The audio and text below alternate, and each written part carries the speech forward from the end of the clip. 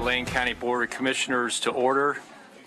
We have a packed agenda this morning, so I appreciate everybody's cooperation, us moving forward.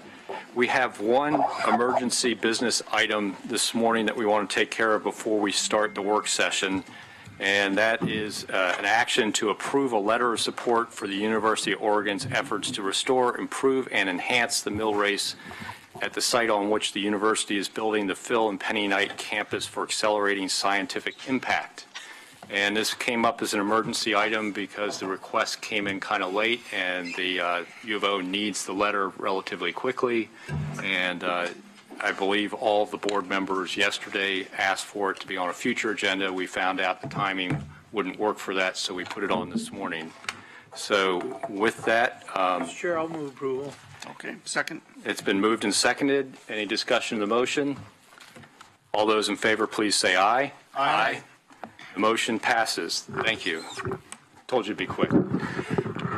And with that, I want to remind folks that we don't have as many mics as there are people, but the microphones are very important to move in front of you when you're going to speak, because that is how we take our minutes, and it's also how the folks on the web hear what you're saying. So please pull the microphones over in front of you when you're ready to speak, and that will make Neil and a bunch of other people very happy. So with that, I'm going to ask everybody to kind of go around the table with introductions, and then I'll turn it over to Mr. Mokrzycki. I'll start the introductions myself. I'm Jay Bozovich, newly elected chair, and we will go around to our left here. Pat Farr, newly not chair.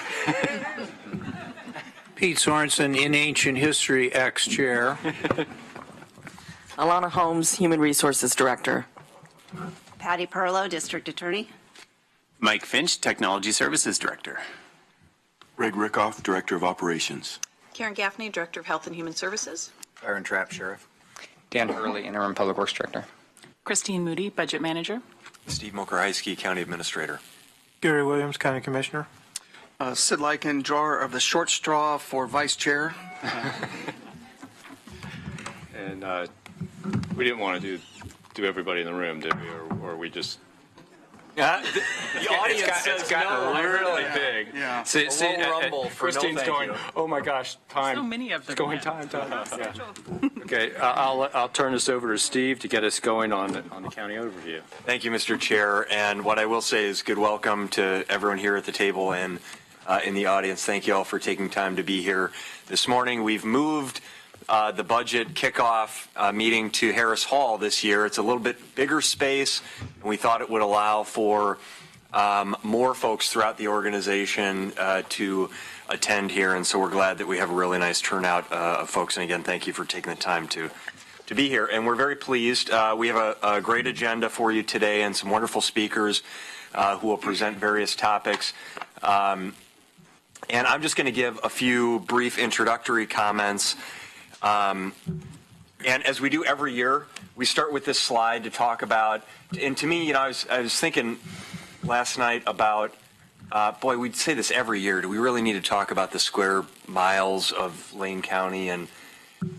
But I think it's really important to reflect on the fact that we have a huge geographic area. And I think one of the things that is unique about Lane County is the combination of the vast geographic area that we have and the large population.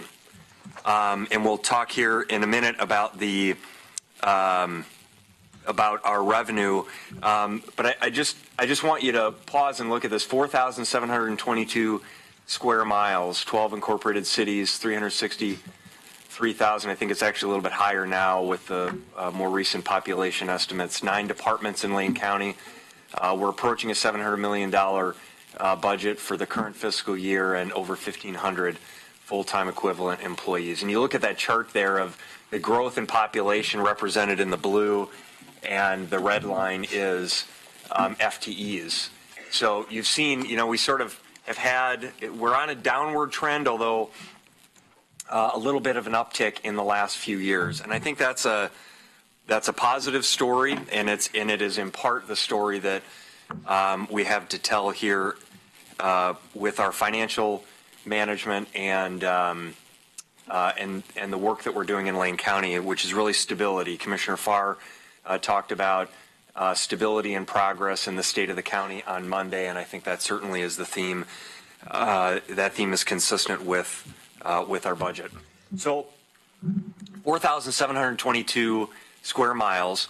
And this chart is really difficult to see, I know, but it shows, we show this every year as well. These are the 36 counties here listed in Oregon, and you see the red arrow points to Lane County. So this is a local revenue, my glasses here, local revenue per capita.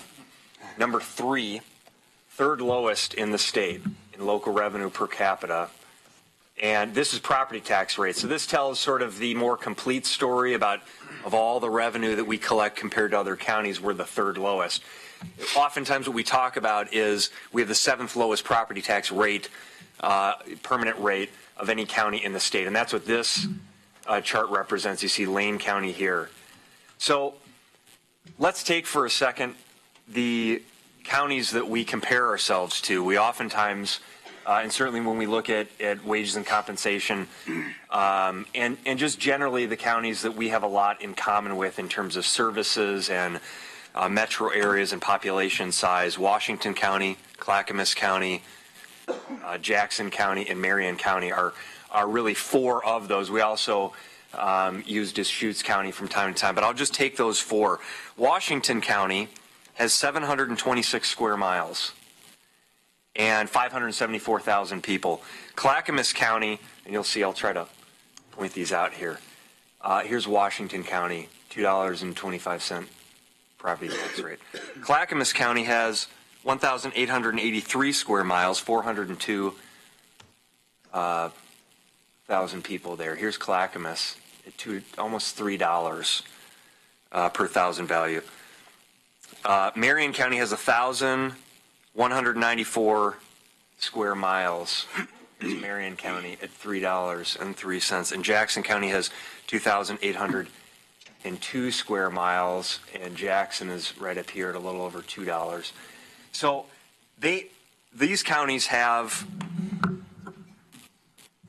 less than half the geographic size of, and that's important because when you think about the services that we have to provide, the miles of roads, the cost of providing rural patrols in a county nearly the size of the state of Connecticut, it's much more difficult than it is in a smaller geographic area with a larger density of population. And so that is, I think we have to keep that in mind here, that we have a fundamental structural challenge that exists. And I'm sorry that I'm violating one of my core tenets here to focus on the positive, but I think it's important to begin here by focusing on an element of reality. As much as we have talked about the success of managing our resources and getting ourselves on stable footing, and we should all in this room and outside of this room be proud of that, we need to remind ourselves of the fundamental structural challenge that exists here, that we have a really low property tax rate in Lane County because we didn't need a high property tax rate when we had all the timber revenue coming in, and then caps went into effect in the mid-90s, and the timber industry, we've seen a several decade decline in, and so we've been stuck in this place of an inability really to generate the amount of revenue necessary to provide a level of service for a county of this population size and this geographic size. So that is a fundamental structural challenge that we face, that we will continue to contend with until that is fixed, until we receive some stable federal funding for the large amount of federal land, reimbursement for the large amount of federal land that is in our county that cannot be developed on, or until we receive some help from the state or local taxpayers as it relates to our permanent property tax rate. So let's shift to the positive and talk about what we've done to address. Those things are largely outside of our control. We didn't control the property tax caps that went into effect. We didn't control the federal policies that cause challenges in generating revenue on the large amounts of federal land that are in our county. So what we've chosen to do over the last several years is focus on the things that are within our control. That really has been our theme, is we don't have a lot of control. You know, great work by this organization and community and our public safety leaders, particularly in the sheriff's office, in getting the jail levy passed in 2013 and building trust in the community, and then earning 15 or 16 additional points, favorable points last year by getting 72, 73% approval. So that has been, I think, a bright spot in terms of new revenue. But aside from that, you know, we've had stability in our property tax collections, our permanent property tax collections, and some growth there thanks to growth in the economy and the recovery in the housing market. But what we've chosen to do is say, let's develop a plan. Let's focus our efforts and limited resources and outstanding staff on that plan. Let's work on managing the existing resources that we have and do the best that we can with those resources. So we have a strategic plan. We kicked off last week with the board and our leadership a discussion about revising that plan, and so we'll be going through an effort. We have an employee survey that was sent out, so hopefully everyone received that. If you received an email from an individual that you probably don't recognize from Portland State University, please go back and look for that and click on the link and tell us what you think about our current plan and give us ideas for the future. But this is really important for us to have an effort in our organization, in our community, around what do we want to what are the things we want to focus on? What do we want to be successful at over the course of the next 3 years? We cannot be all things to all people. We are not going to be able to say yes to everything that everybody wants, but we can focus our efforts on doing what's most important. And I think the last 3-year strategic plan demonstrates that we've been able to do that, to be really successful at the things that we set our minds to. So this will be a process that we continue and is really important. And as the board has, I think, shown great leadership and support for our strategic planning efforts, which is really important. This is not a plan that sits on the shelf and we don't look at. This is something that every single day we get up and focus on. And finally, for me here, you know, this has really been where we have focused our financial management efforts. We've said, we have a strategic plan. Let's make sure that we have a financial plan for how we're going to manage the financial challenges and needs of the organization and the community. We focused on internal cost stabilization and reduction. We continue to look at ways in which we can create efficiencies within the organization. We were doing a lot of performance audits and analyses of various areas focused particularly on internal service expense areas such as technology services, fleet services, facilities, and other areas. We need to demonstrate that we're putting every dollar of internal costs to the best use so that we can make sure that we're also putting every dollar of that goes towards direct services into the community towards best use. And, you know, a big focus as we've gone through with all 7 of our bargaining units now, the health insurance, and I appreciate that there are so many of our employees and union leadership here this morning, because all of you have really been a significant part of the partnership and collaboration in getting to where we are today on this. We've said that, you know, we spend about $25 million a year in health insurance in Lane County, and that's a significant amount of money. And we have an outstanding benefit package for our employees. We don't want to degrade that benefit.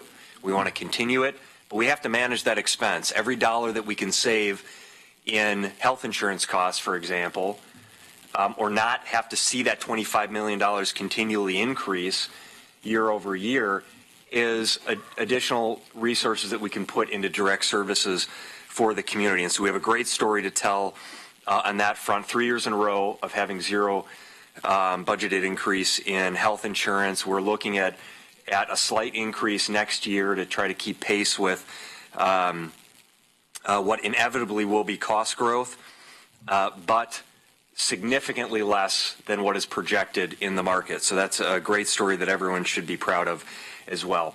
So wonderful things here to talk about on health insurance and other internal costs. Of course, we've talked about our debt refinancing and what we've saved taxpayers, $3.1 million in debt repayments.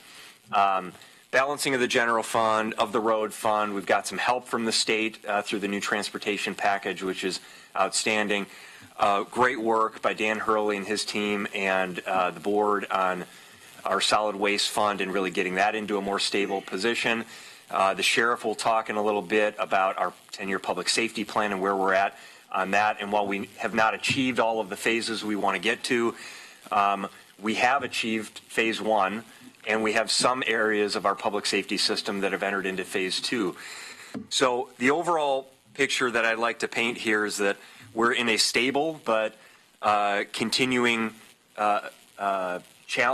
challenging situation that's going to require diligence on all of our parts to make sure that we can manage our resources as effectively as possible. You'll hear from Christine Moody in a little bit. Next year looks stable, and we look like we're in good shape for next year. But the out years are going to continue to have pressure on them because of increased costs from PERS, because of the impacts of wage and benefit growth in our organization. Every time we agree to wage adjustments for our employees, which we want to be doing because we want to be able to recruit and retain the best talent in the that this organization can get. Every time we do that, it's going to put pressure on our budget. That doesn't mean that we shouldn't do it. It means that we need to understand that this is truly a balancing act. And so we'll see those out years. We're going to continue to have to focus on and identify opportunities to reduce expenses and generate additional revenue. And then I think we, again, need to acknowledge the reality that we have so many service areas that are underfunded. So while we're talking about the success in successfully managing our finances, putting ourselves in a stable financial position, and not having to deal with these large budget deficits that we've had in the past, the reality is we have a lot of areas in public safety in particular, and in general services and in some of our health areas that are significantly underfunded. And that, my hope is, and I think what we should be excited about is we can shift a little bit for at least this year from talking primarily about what do we do to fix the budget hole that we have to talking about what do we do to have a conversation about repairing those services that are so underfunded and depleted in our organization and community. So I'd like us to think about that as we proceed. And now I'll turn it over. I think, is Alex here? Okay, Alex. Turn it over to Alex Kyler, our Intergovernmental Relations Manager, to provide an update on state and federal legislative issues. Good morning, everybody. I'm Alex Kyler. I'm Lane County's Intergovernmental Relations Manager. I've got just a few slides that I'm going to go through to give you some perspective on things that I see coming down the road and where the county stands with those. So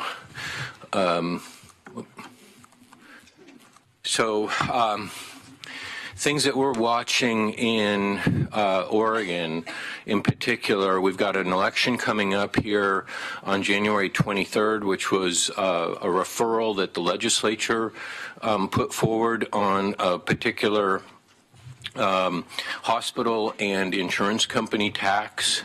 This is a ballot measure that was fairly controversial, or is fairly controversial, in that the federal dollars in particular, which the state dollars leverage, are very, very large. So if this law, this tax, is repealed by voters, we can expect that the February session, which begins here in February, will be dominated by a conversation about how to find somewhere between $150 and $300 million to backfill the loss of that tax. As I indicated, February is coming up.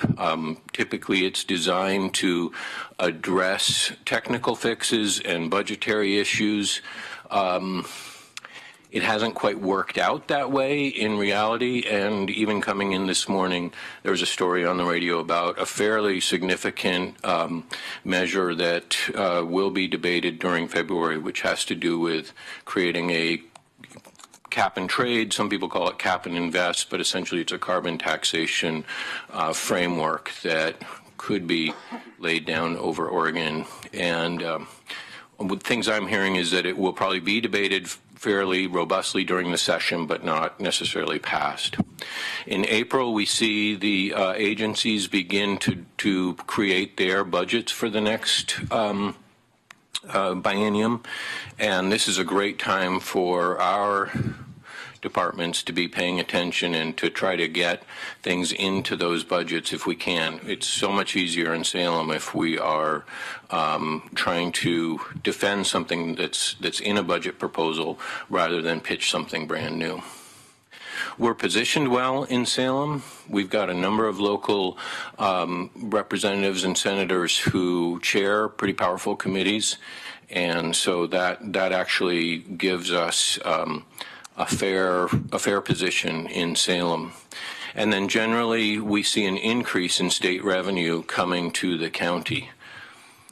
I want to couple that against what I'm seeing at the federal budget level. We're under continuing resolutions. We had one passed in December, two passed in December actually, and then we've got this budget is under continuing resolution until January 19th.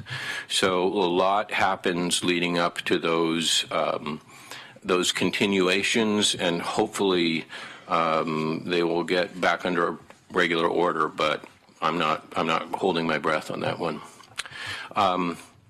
We're watching healthcare impacts in particular. A lot of talk, obviously, about repeal and replace of the Affordable Care Act, and I don't see that pressure going away. We think there's an opportunity with whatever happens for this coming, what we're hearing at any rate is there will be an infrastructure bill or package that Congress takes up. And obviously we're very interested in infrastructure issues in Lane County, and so that's an opportunity for us. We're not positioned all that well in Congress with the number of Democrats that we have. Greg Walden of Eastern Oregon is the only Republican. He's fairly well-positioned chair of Commerce Committee in the House, so he's quite a powerful person these days. But for the rest of the delegation, not so much. While we've got a couple ranking members, we're just not the same as being in the majority. And overall, federal revenue is decreasing significantly due to our issues with federal forest policy. So as again, I'm following this special election, referring this legislative measure to the voters. That will be decided on the 23rd of January. The really good news is that new state highway fund revenue begins to accumulate now. The transportation package was actually really good for Lane County, and we've got a number of new projects with specific dollars, not in addition to the annual revenue of about $8 million that we'll see over the next 9 or 10 years as a result of increased vehicle registration fees, fuel taxes, licensing fees, new car tax, and even a bicycle tax. We'll be working this session in February on an issue that has been plaguing the county for a number of years, and it has to do with how video lottery comes to counties. We're calling it the true-up, and I think we're well positioned to get this issue taken care of, and it should result in an additional $150,000 to $200,000 to Lane County annually for economic development services if we can get this thing passed. Again, we're keeping our eyes on this carbon taxation. It's sometimes called cap and invest or cap and trade proposal.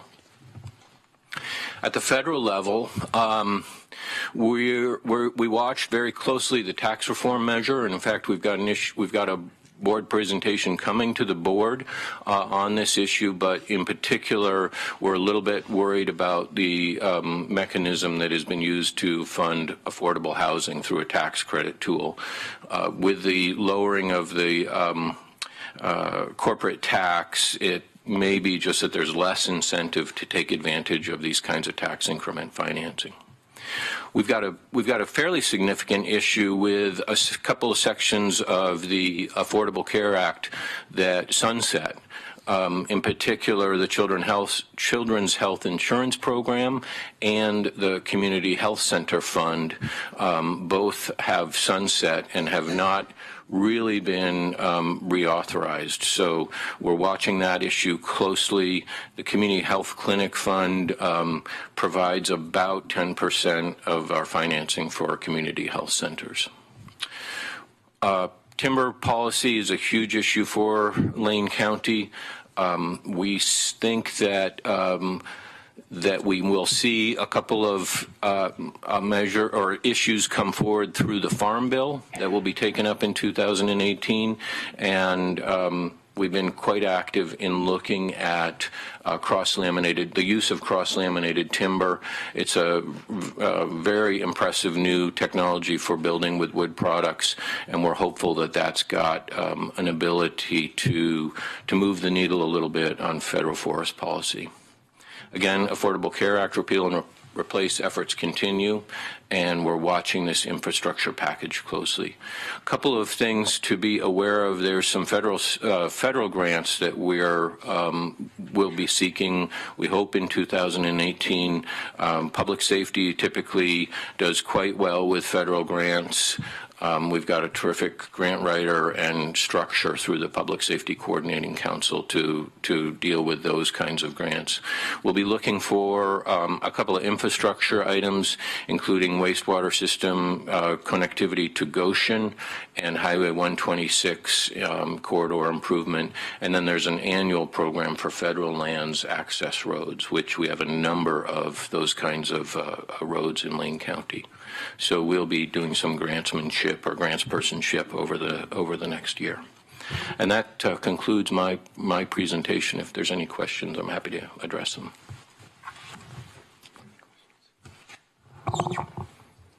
Moving ahead.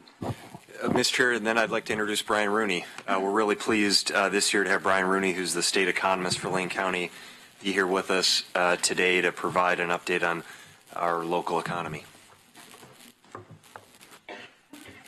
Good morning, everyone. I'm Brian Rooney, Regional Labor Economist for the Employment Department. We're going to shift gears here a little bit, and instead of talking about budget, talk about the economy in general. First off, I might use that. First off, Lane County's economy is diverse. A lot of people think of Lane County as either the University of Oregon or maybe wood products, and it's both of those things. But also we've become a regional health services center with the Riverbend Hospital and now McKenzie-Willamette, and then Peace Harbor down in Florence. So we have an above average ratio of health services employment. So diverse economy.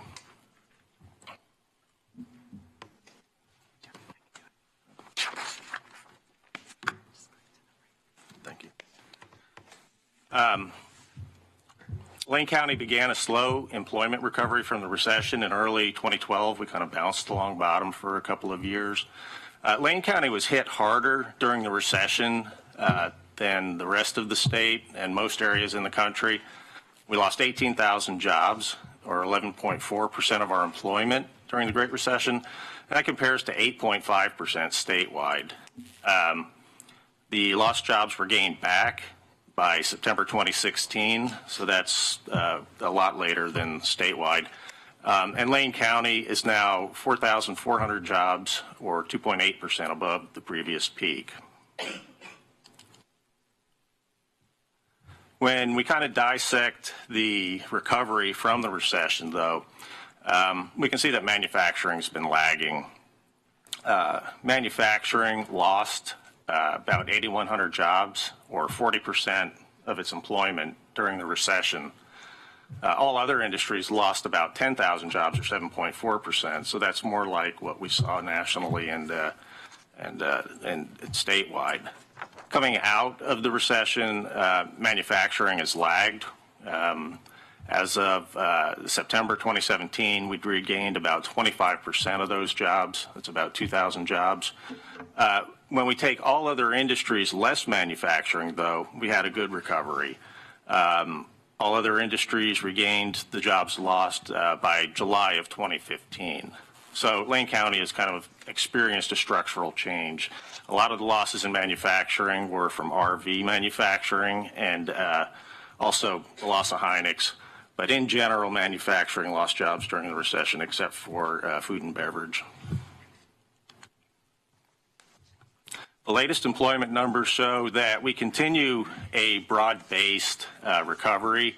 Some of the highlights here, construction has been growing very rapidly over the past year. Manufacturing is adding a few jobs. Retail trade, we thought retail trade would be slow growth because of internet sales. But home improvement stores have been doing fairly well, grocery stores in the area, and also retail trade is helped by the marijuana dispensary.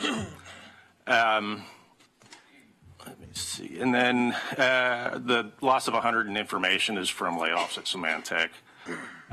Professional and business services is down. We had some losses at call centers, and also staffing firms seem to slow down a little bit there, but the latest preliminary numbers show that that may be reversing. Health services continues to grow. Leisure and hospitality has done well. That growth in government is from local education, which includes the University of Oregon. That's a pretty volatile number. We're going to have to see how that plays out. Sometimes local education will have an increase for a few months and it'll back off. But for the time being, we're seeing a good increase there. Unemployment rates, the green line is Lane County. And you can see we were hit harder during the recession. We have since dropped down to our more normal position where we're close to the statewide in the U.S. We hit 13.2 during the recession. As of November 2017, we were down to 4.3%. Lane County's unemployment rate hit a record low of 3.8% in May. So we're seeing a very tight labor market. We've gone from, recovery from recession to a very tight labor market now. And we're, as I said before, we're comparable with Oregon statewide and the U.S. unemployment rates of 4.2 and 4.1 respectively. This is kind of a new statistic. We have GDP for metropolitan areas, metropolitan statistical areas. Lane County is one of them. So I'd like people to be aware that it's there. It's good for comparison to other areas. Lane County's GDP growth in 2016 was 2.7%. Nationally, the average across nationally, the average across metropolitan areas was 1.7%. Bend and Redmond was tied with Lake Charles, Louisiana for the strongest growth in the country at 8.1%. So you can see that comparison. You can see that Bend and Redmond has been growing like crazy, at least in 2016. And the industries that led that growth in Lane County were business and professional services, construction, and retail trade. Okay, I'm going to talk about the housing market. Real estate isn't really my bailiwick, but housing affordability touches on income and wages. So we can take a look at some of the numbers. First, we're going to talk about income and wages. 2016, there was very slow growth in both income and wages. We can see generally between 1 and 2% growth. On an inflation-adjusted basis, that's practically nothing. So far, though, in 2017, as of the second quarter, midway through 2017, average wages are up 4.3%, and average weekly earnings are up 5%. So that's very preliminary, but it's a good sign going forward that wages are improving. When we look at housing costs, though, this is average rents. The average rent in Lane County in 2017 was $1,140, and this is for multifamily housing. This is basically apartments. Lane County's rent growth, the increase of the cost of rent was 9.3% between 2016 and 2017. So even though wages may be improving, they're not keeping up with the growth of rents. And it's the same thing with buying a house. The list price growth in Lane County was about 11%. The average list price in 2017 was $289,000. The sale price will be a little bit lower. But at any rate, the point here is that housing costs are increasing faster than wages. When we look at the supply side, building permits have not gotten back to pre-recession levels. We had a couple of years there in 2013 and 2014 where there was quite a bit of multi-unit housing. That's the student housing that was being put in at that time. But single family and non-student housing has lagged coming out of the recession.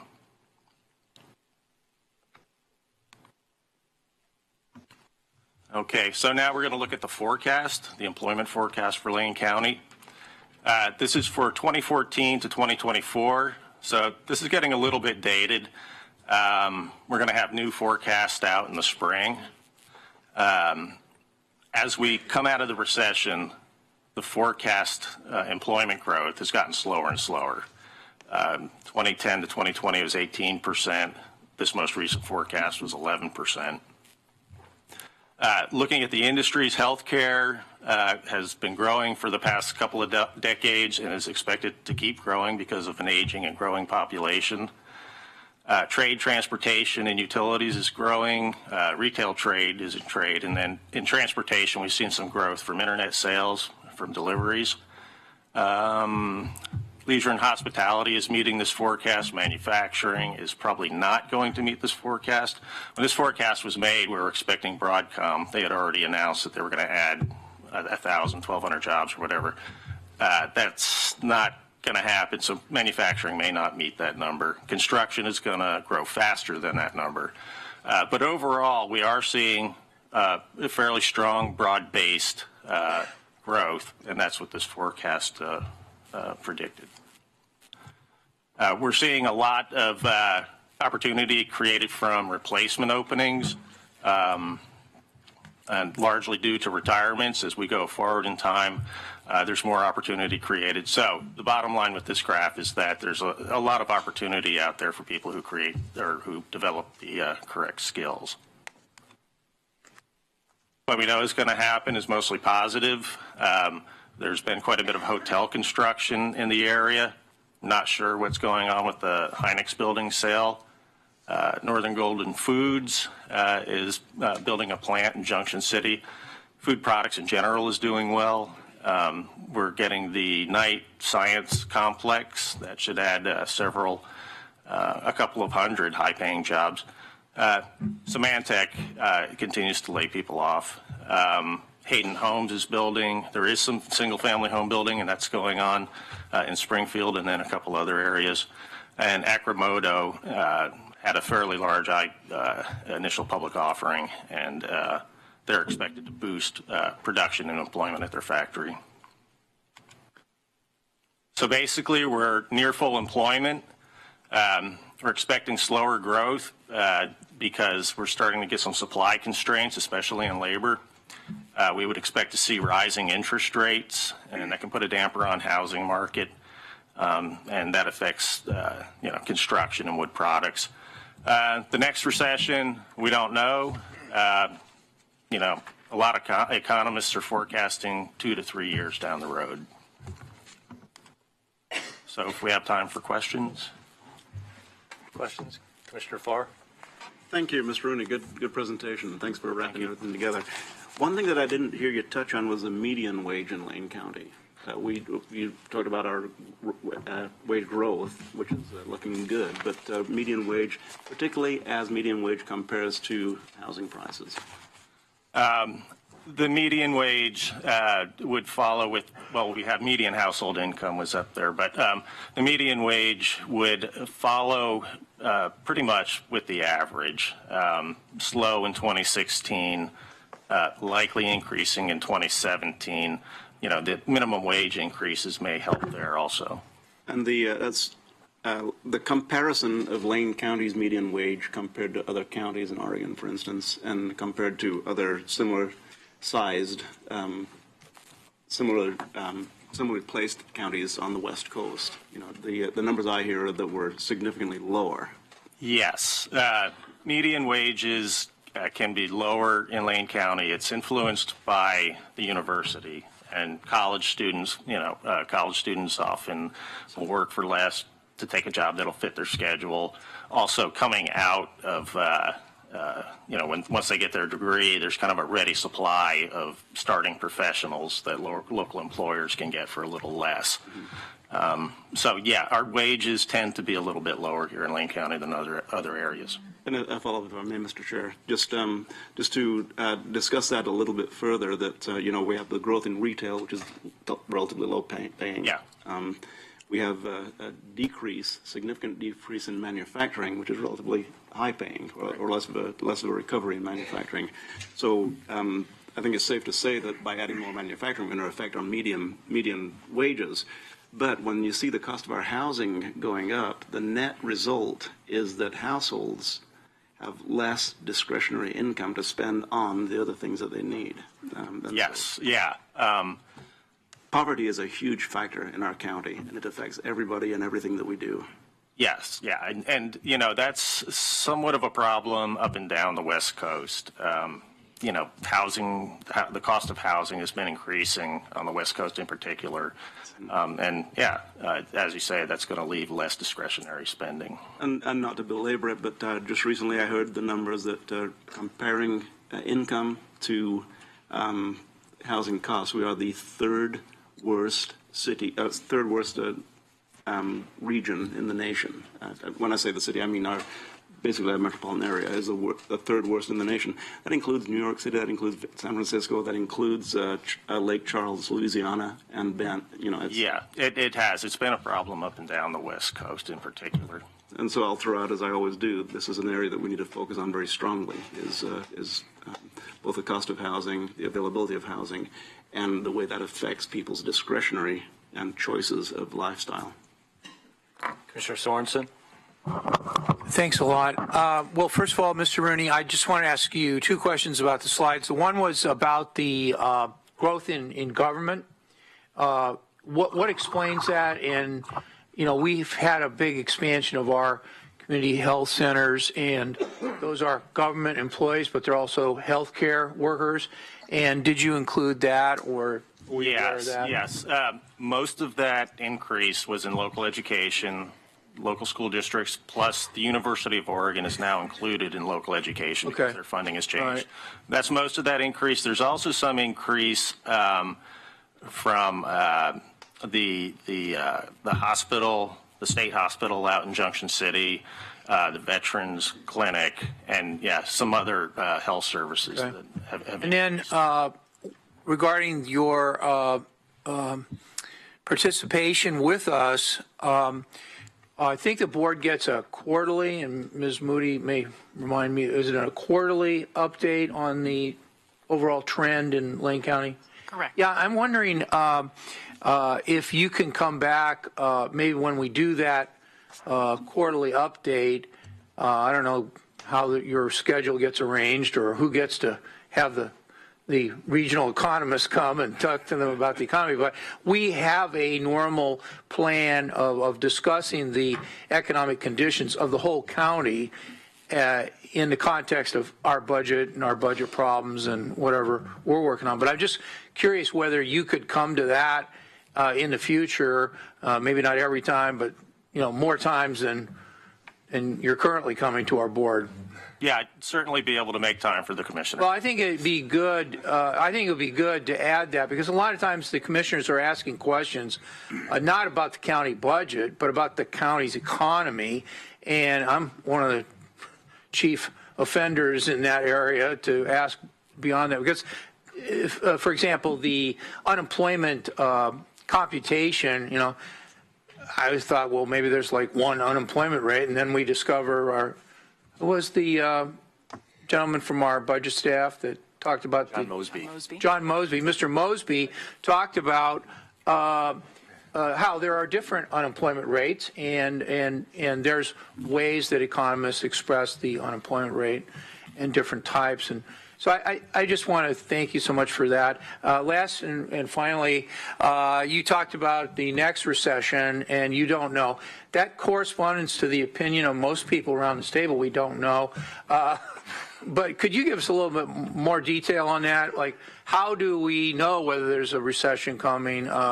Who is the official predictor of recessions? And, when do we know we're getting out of what looks like a pretty good economy, good for a lot of people? As Commissioner Farr pointed out, there's a lot of poor people where this economy isn't good. But could you give us your perspective on what are the indicators of that next recession? So in the midst of our budget planning, which is what we're mainly here to do, is we're looking at those out years, and we got things, I won't say perfectly set up for this year, but the worry around the table of the department directors of what's going to happen this year is pretty low relative to our out years. And there you put it up there, in 2 to 3 years might have a recession. So just really very interested in your view on that. Okay, well, having a recession isn't necessarily etched in stone. I mean, if we could make the correct policy decisions and, move quickly on those, we could probably have slow long run growth. But, that really isn't practical. So what we see with a cyclical recession, and we're starting to see some of this, is we see demand starting to exceed supply for inputs. And so what we're seeing now is very low unemployment rates. We're seeing employers actually slow down some of that employment growth because of that restricted input. We're starting to see wages tick up. What you start seeing is inflation because demand starts exceeding supply of inputs. And, of course, interest rates are the price of loanable funds. And when there's a lot of pressure put on loanable funds, we see interest rates go up. And it's kind of a self-correcting mechanism in the economy. So, it's kind of like we're going beyond what we're capable of doing. Prices go way up, and then we have to back off. So we're starting to see some indications, the low unemployment rate, wages going up, interest rates ticking up. But it usually takes a few years of that kind of situation before we have that correction.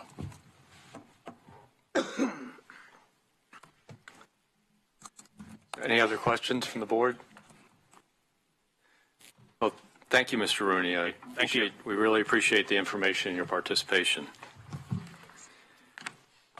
Running ahead of schedule, believe it or not. I think we'll move on to the economic development update and outlook, and we have Sarah Means.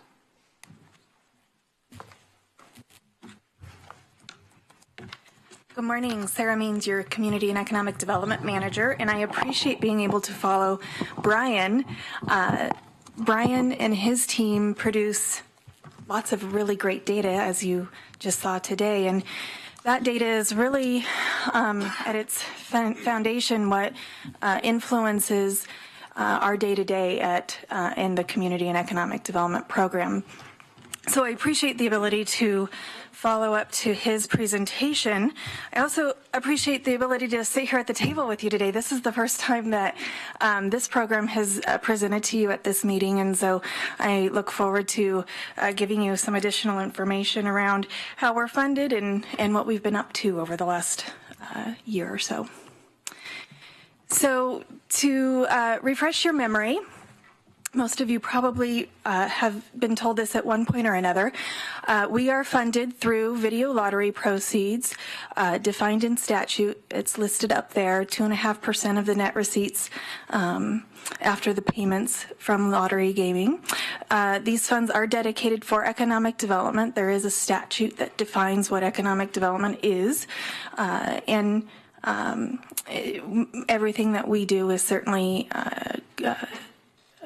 coordinated with that statute. I put that next bullet point up there just as a reminder to all of us. The governor's office has a regional solutions team, and that regional solutions team is partially funded through lottery dollars, the county share of the lottery dollars. This is a reminder to all of us, myself included, that we need to utilize that resource better here in Lane County. It's a tremendous opportunity for us to have governor's representatives here in our region helping us through different topics and issues that we face on a daily basis, and we need to do a better job of leveraging that asset. So more of a reminder than anything. The third bullet point is something that Alex Kyler briefly mentioned earlier to you, but is related to our legislative agenda this year. There is a true-up measure that we are asking for consideration, and we are hopeful that it will receive that acknowledgement and move forward. As Alex mentioned, it would likely increase our annual budget by about $150,000 or so. So certainly that would be helpful as we continue to do the good work that we're doing. Typical allocation there on the right-hand side. We receive roughly $1.5 million annually in those lottery proceeds, and that is the only revenue that we receive. We do not receive any money from the general fund or any other funds. Our expenses are pretty straightforward. We do have some internal grants that we do provide. Currently, we have a grant going to the Land Management Division and another one going to the Youth Services Division. Of course, this pays for our Economic Development Administration costs. Currently, you have 2 employees. There are 3 budgeted employees. I hope to have a 3rd employee soon in our division, and then other materials and services necessary for our function. What I'm happy to report is that the vast majority of the money goes toward programmatic efforts.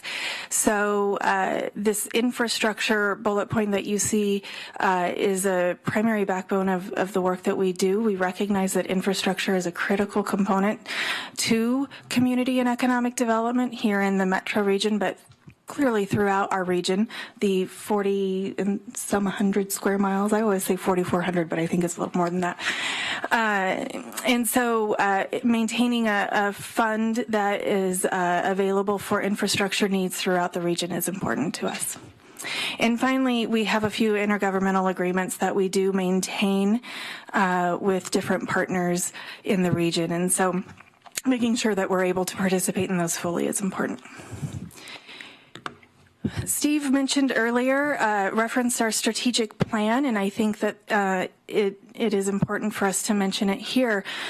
We play a role in all of those focal points that the board has identified as critical to our region: safe and healthy counties, vibrant communities, and infrastructure. And I think this illustrates how we do participate across the board in those focus areas.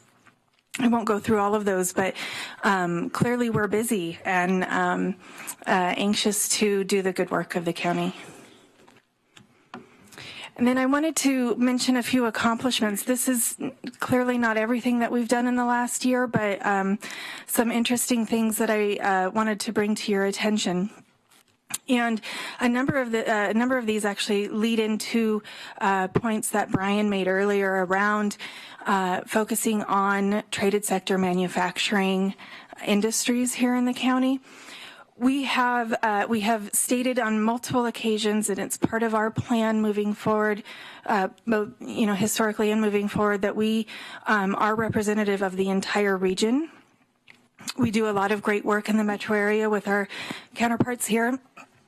excuse me, but we do represent a 4,400 plus square mile region that includes 12 incorporated communities and a number of unincorporated communities where we are their first line of government. So we have to be cognizant of that in community and economic development, and we do our best to be represented in our rural communities. So the Rural Prosperity Initiative you are all familiar with. We continue to do that work, and it continues to be a priority for us. Another area that we spend a significant amount of time is really the focus on traded sector economic development through an initiative called Sector Strategies. That started a number of years ago as a collaboration out of the Lane Workforce Partnership. And it started with the tech industry, has moved to food and beverage manufacturing, and now Lane County, along with the city of Springfield, is co-leading advanced wood products. Alex mentioned cross-laminated timber earlier this morning. I would broaden that to engineered wood products, advanced wood products. There's a variety of ways you can describe it, but that is an innovative or a new innovation in that particular industry that we're paying a lot of attention to, and recognizing that the timber industry here in Lane County is still an important one to us. And so we spend a lot of time working on those traded sector manufacturing opportunities here in the county. We do a lot of leveraging of funds with our partners all over the region. We have issued a number of training dollars to Rain Eugene, Food for Lane County, Oregon Manufacturing Extension Partnership, and most recently Oregon Rain for work in rural communities. We have completed the second phase of the Goshen Wastewater Feasibility Plan, and you'll be hearing from us sooner rather than later on the next steps and having a conversation about that. We have taken a leadership role in regional business recruitment and have a number of wins to note. You might know of a few of those. You'll know of more of those in the coming months as we are able to move forward and have some presentations on different topics. So I'm excited to be able to talk about those when the time comes. And I think probably one of the more important and exciting things that we were able to do in the last few months is really think about our strategy moving forward. And I've been able to engage with an economic development consultant, and I believe actually all of the commissioners were able to do that as well, on a formal strategy around community and economic development, both, and we engaged both internal and external stakeholders. It was really important for us. We're coming out of that our most recent 3-year strategic plan that certainly the Community and Economic Development Division has been a big part of, and I wanted to make sure that we were being more proactive in this regard. And as you see on the next slide, my takeaway is that these strategic investments are critical with this limited but important and popular resource. So having that clearly defined community and economic development strategy is very important to us in this program. Financial stability and that planning is also critical, and that's why we are excited to have this strategy moving forward. And then staff capacity. I mentioned earlier we're a staff of 2 very strong individuals and hopefully adding a third in the very near future. Steve also mentioned earlier, he compared us to a couple of different counties in the state, Clackamas County being one of them. That's a county that we work closely with on a number of fronts. I will mention that they have about double the amount of staff that we have in economic development in Clackamas County. I don't say that to complain. I say that to be proud, actually. We're lean, and we know it, and we're very proud of that. And we're doing the best we can, and I think it's a very good job. Which leads to my next point. We leveraged resources. I say we leveraged resources before it was cool to leverage resources, but we do. We are very good at leveraging the resources, and I think we have a lot of opportunity to engage our stakeholders even more as we continue to define what it is that who we are and what we do, and bring on the third staff person. So that's all I have for you today, and I'm happy to answer questions, but thank you for your time. Commissioner Sorensen. One of the things that's really hard to do is to explain with numbers what you do. The idea of measuring something that is hard to measure. So if we ask a teacher, how come these kids aren't learning? They say it's because of the parents. You ask the parents, it's because of the teacher. How come we have, a bad situation in rural Lane County? There's lots of answers to that. How do you quantify your work on whether or not you're achieving something with the dollars that are given? Is there any way, I mean, you used the term like, well, we've communicated with the leaders in rural Lane County. That's one of your accomplishments. I do too. I don't really get much accomplished by that. Maybe I do, but I'm just interested in how do you say, well, obviously the board thinks it's important, the budget committee thinks it's important, we're putting money into it. So I'm just curious, what is the bang for the buck? I mean, obviously you got half the resources of Clackamas County. Do they measure what they do? Yeah, I think that's a very fair point, Commissioner Sorensen, and something that has been on my agenda for a while now and has been built into the strategy that we are building currently. So I think we will have a much better ability to provide you with metrics moving forward, and I'm excited to be able to do that. In the meantime, what we generally do is think about investments, private investments being made. We use that as a metric. We use wages as a metric. And so it's not necessarily specific to, we called X amount of people over the course of these 30 days. That's not necessarily what we do, although that could be, we could make an argument that is certainly a metric of what it is that we do on a day-to-day basis.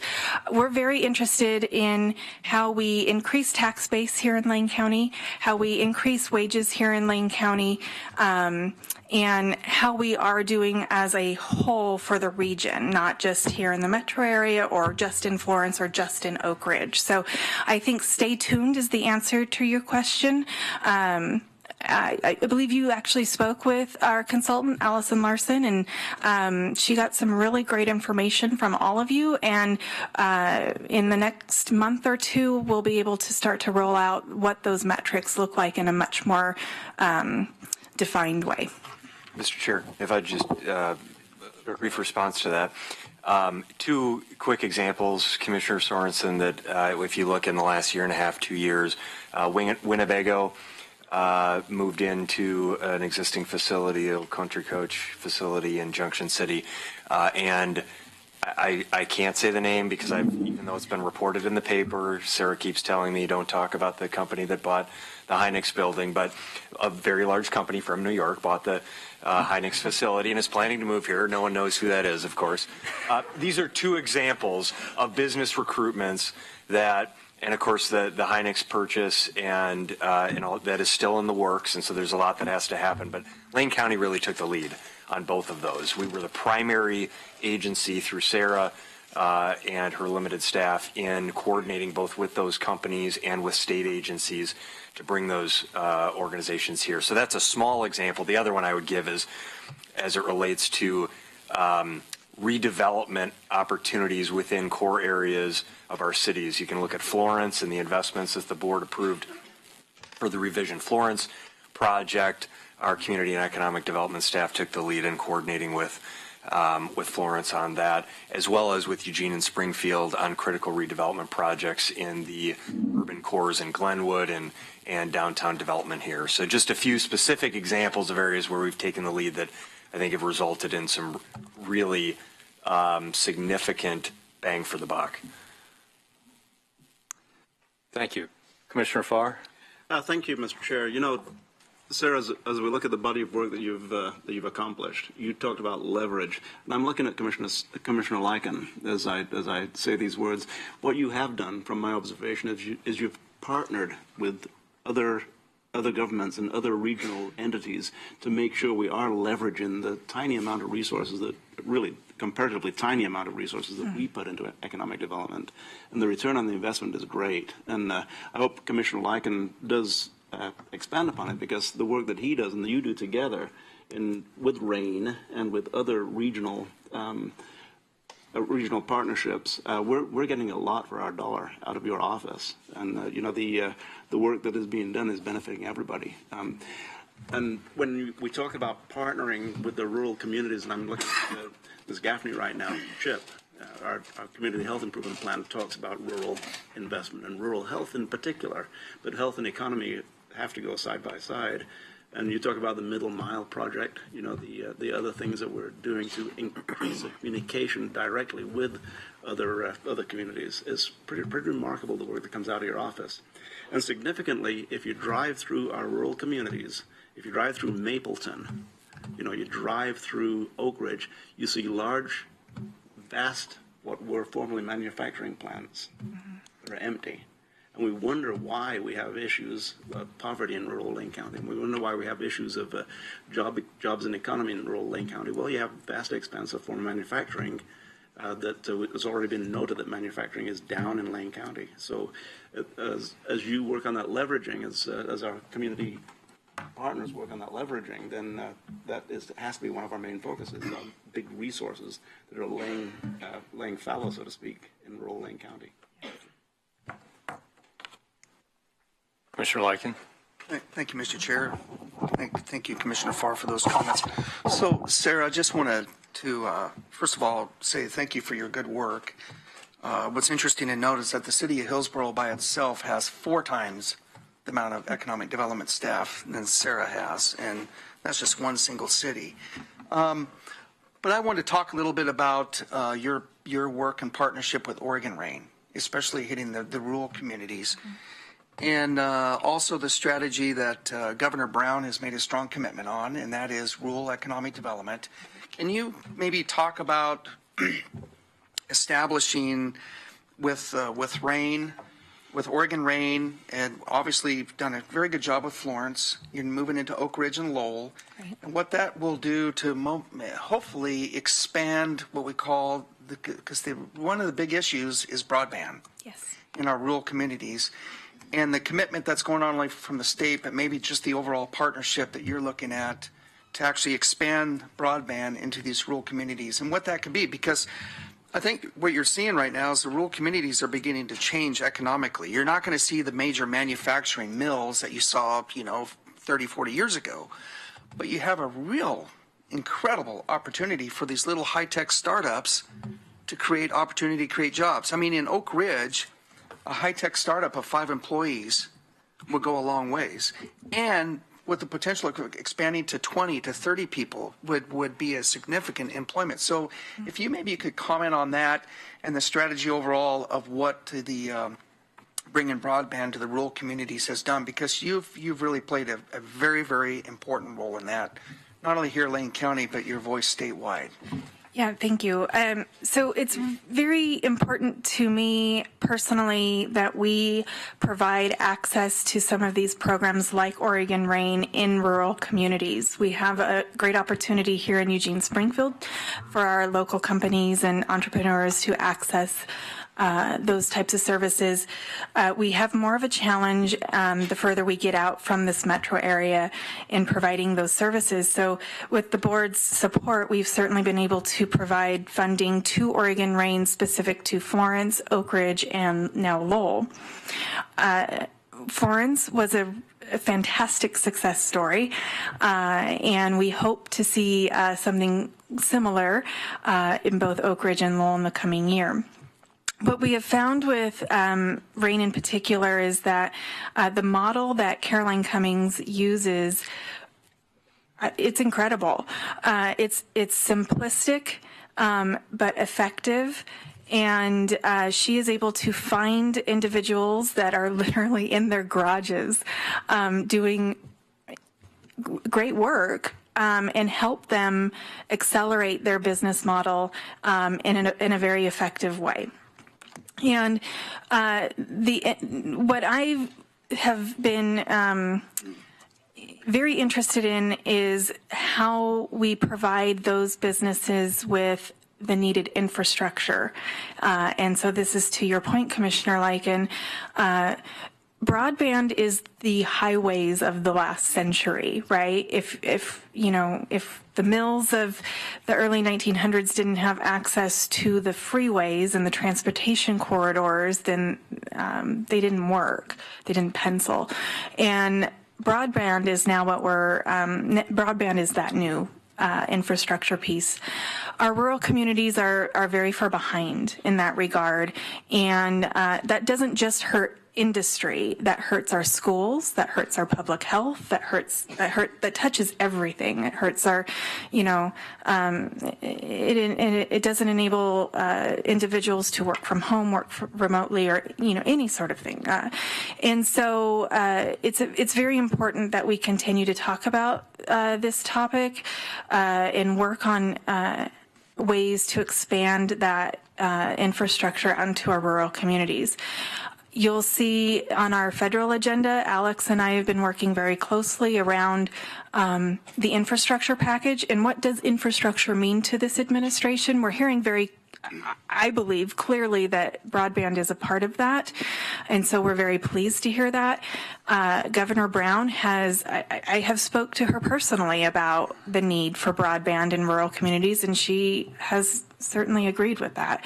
And so I think that there's a lot of momentum here, and we worked just a couple months ago with the McKenzie River Corridor on an application to Business Oregon on broadband feasibility. So it is a primary focus of ours, and we aren't going to be successful with our industry if we don't provide them with the proper infrastructure needed for the foundation.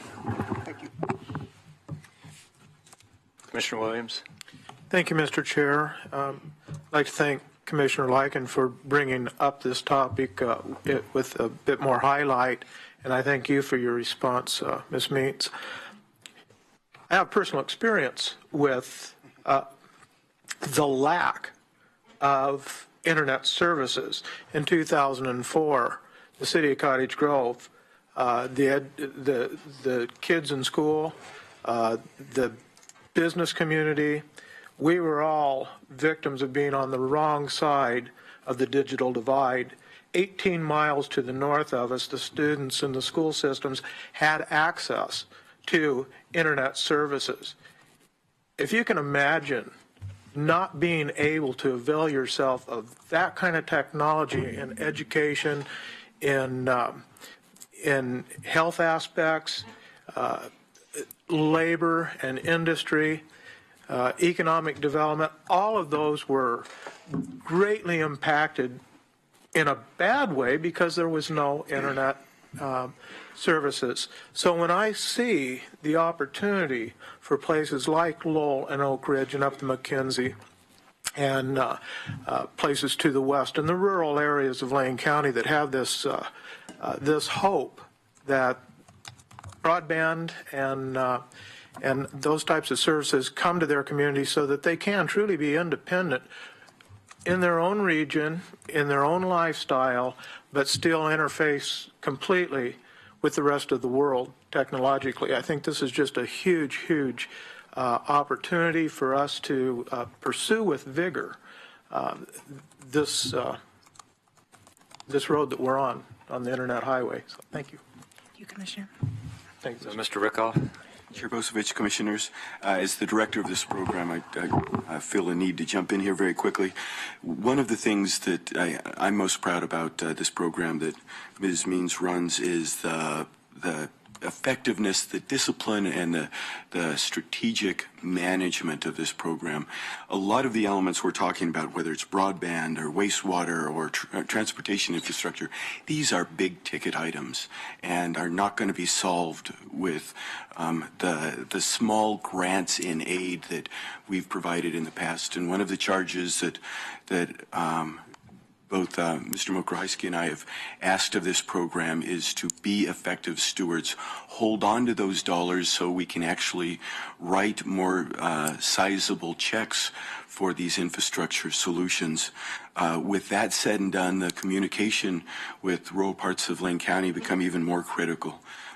It's not just communication. It really is coordinating the answers and solutions, being effective problem solvers, being the champion for rural initiatives that need solutions. One of the things that Sarah's office has done is brought together county staff from all of the departments that have a commitment to rural success and make sure we know what other projects are going on.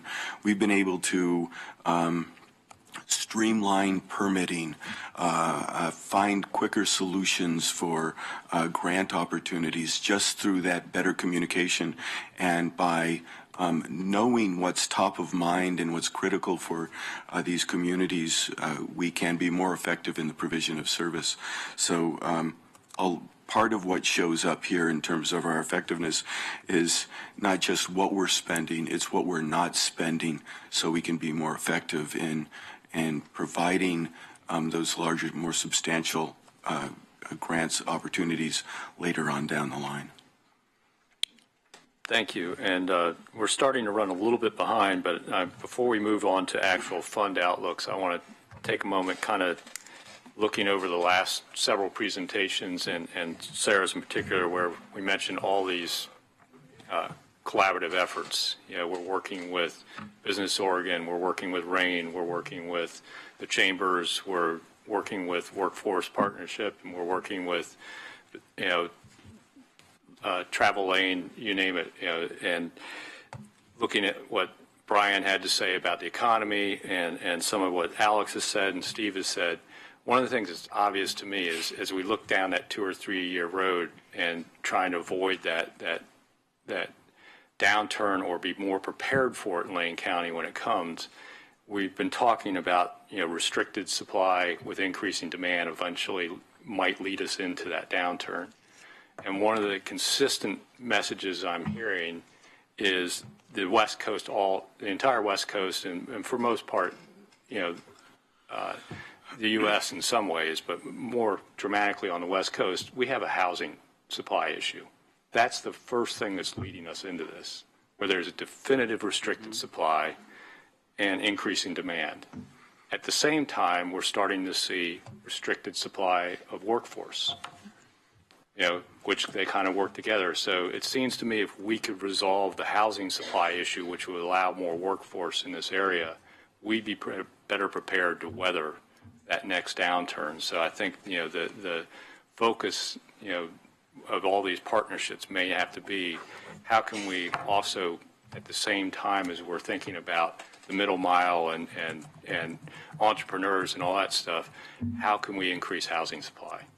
Because that's how we're going to win the economic development battle with the rest of the West Coast. If we're the community that has increasing housing supply, we'll have the labor force and be, you know, more resilient to the next downturn. So it's been interesting to follow all these presentations, and in my mind it puts that together very well, that is really a critical thing for us to look at over the next couple of years. So with that, I'd like to move on to the road fund outlook. We'll get into actual budget stuff now instead of kind of some other outlook and presentation. And we have Tanya Heaton with our Public Works Department. Always does a wonderful job with this. So, Tanya, take it away. Thank you.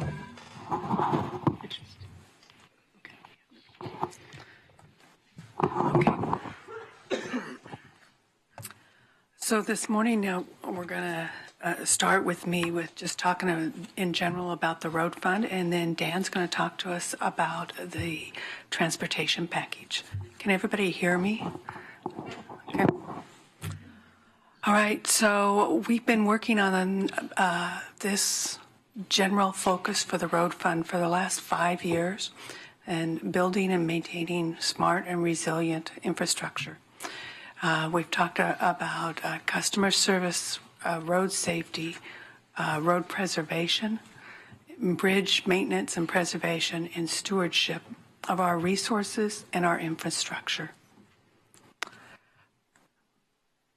So we've come a long way in the road fund from the years when I first started talking to you about what the outlook was. And I'm very pleased to say that in the 4 years since we first presented the chart on the left, we have closed the gap with a lot of help.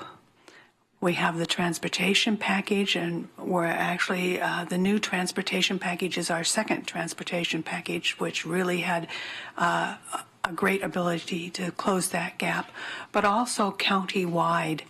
In the last 4 years, there's been a lot of work on benefit costs and internal costs and all of those things that have benefited all the departments.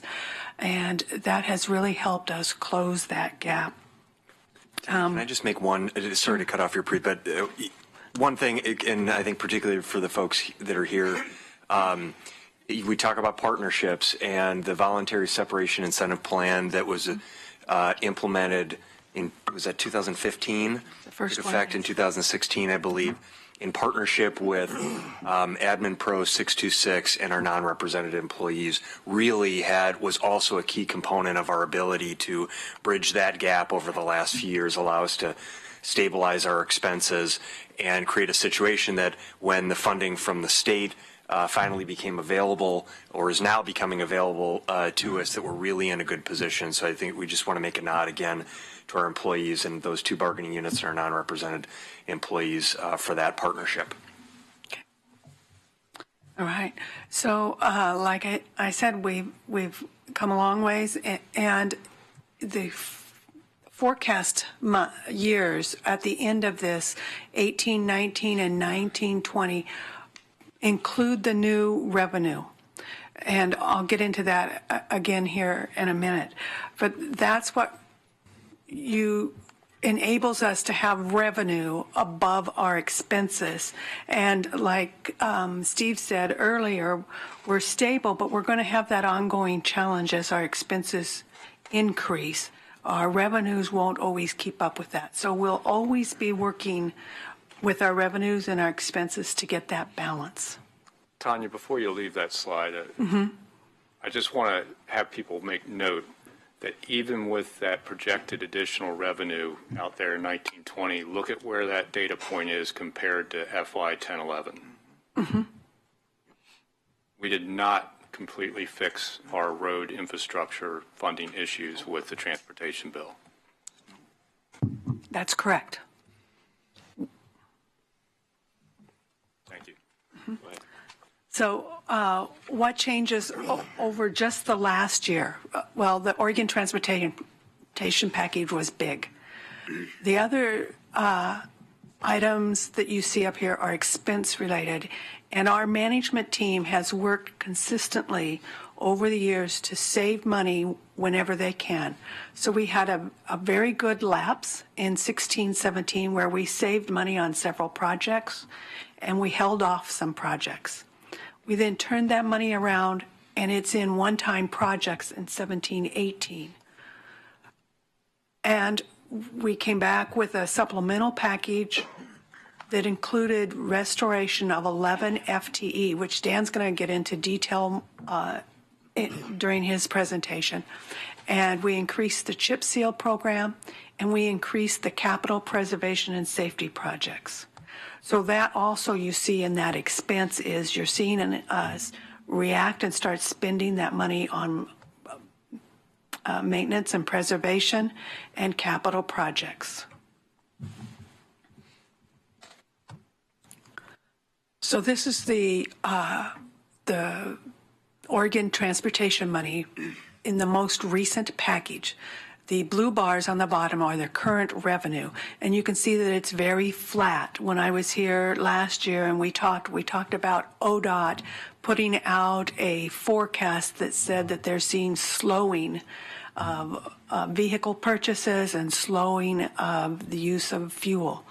So they're continuing to see that slow growth in the base. And then the gold is the new revenue. That revenue is going to come in over 6 years. The first is in January of 18, and it's the biggest increase. So our vehicle fees in January 18 have gone up. An example is the registration vehicle fee will go up $13 per year. So when you pay for a registration in 2018, it's a $26 increase because we pay for 2 years at a time. And then in 2020, there will be another increase, but it will actually be about 50% of the increase that occurs in 2018. And then in 2022, it will be an increase, but again, a smaller than the previous year. So it's kind of a diminishing return for the increases. And then in 2024, it's just fuel tax that increases. So in 16-17, our total annual revenue was about $21 million. When we get to 23-24, it's going to be $31 million. So, and that's what Commissioner Bosevich was saying, is we're never going back to 40 million. We're going to be hovering right around the 30 million. So we won't get 100% restoration of all of those services. We're going to be about 25% below that.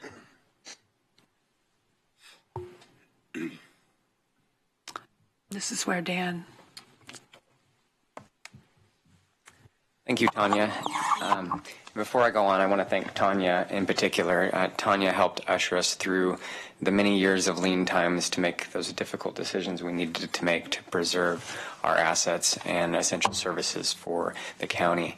So last year, I had the opportunity to speak with the board and the public here at our budget kickoff about the success of the solid waste fund and how we had turned that around. So we were $2 million annually behind where we needed to be able to put money ahead for the future development of the landfill and stewardship there. This is even a much bigger success story to turn around the road fund. I've been working for Lane County a little over 12 years, and I've been well aware that we've been edging towards this financial cliff, drawing down our reserves, trying to preserve our essential services and assets.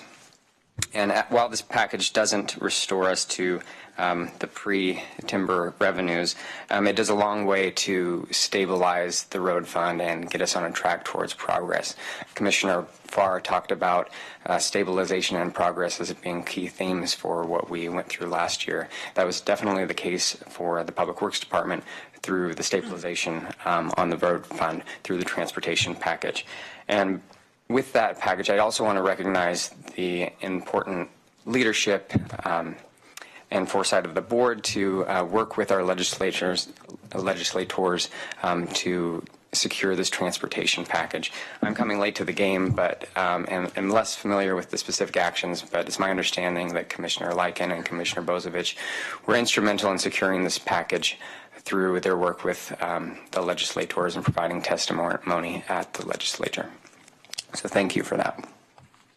And likewise with the Commissioner, I want to thank the unions and the frontline employees for enduring these lean years and massive cuts. I'm incredibly proud of the department for coming through this period of a long financial decline and still emerging in good shape with our assets in place and positioned for the future ahead. And through the cuts, the reorganizations, these lean years, the department has maintained morale while maintaining a heart for public service.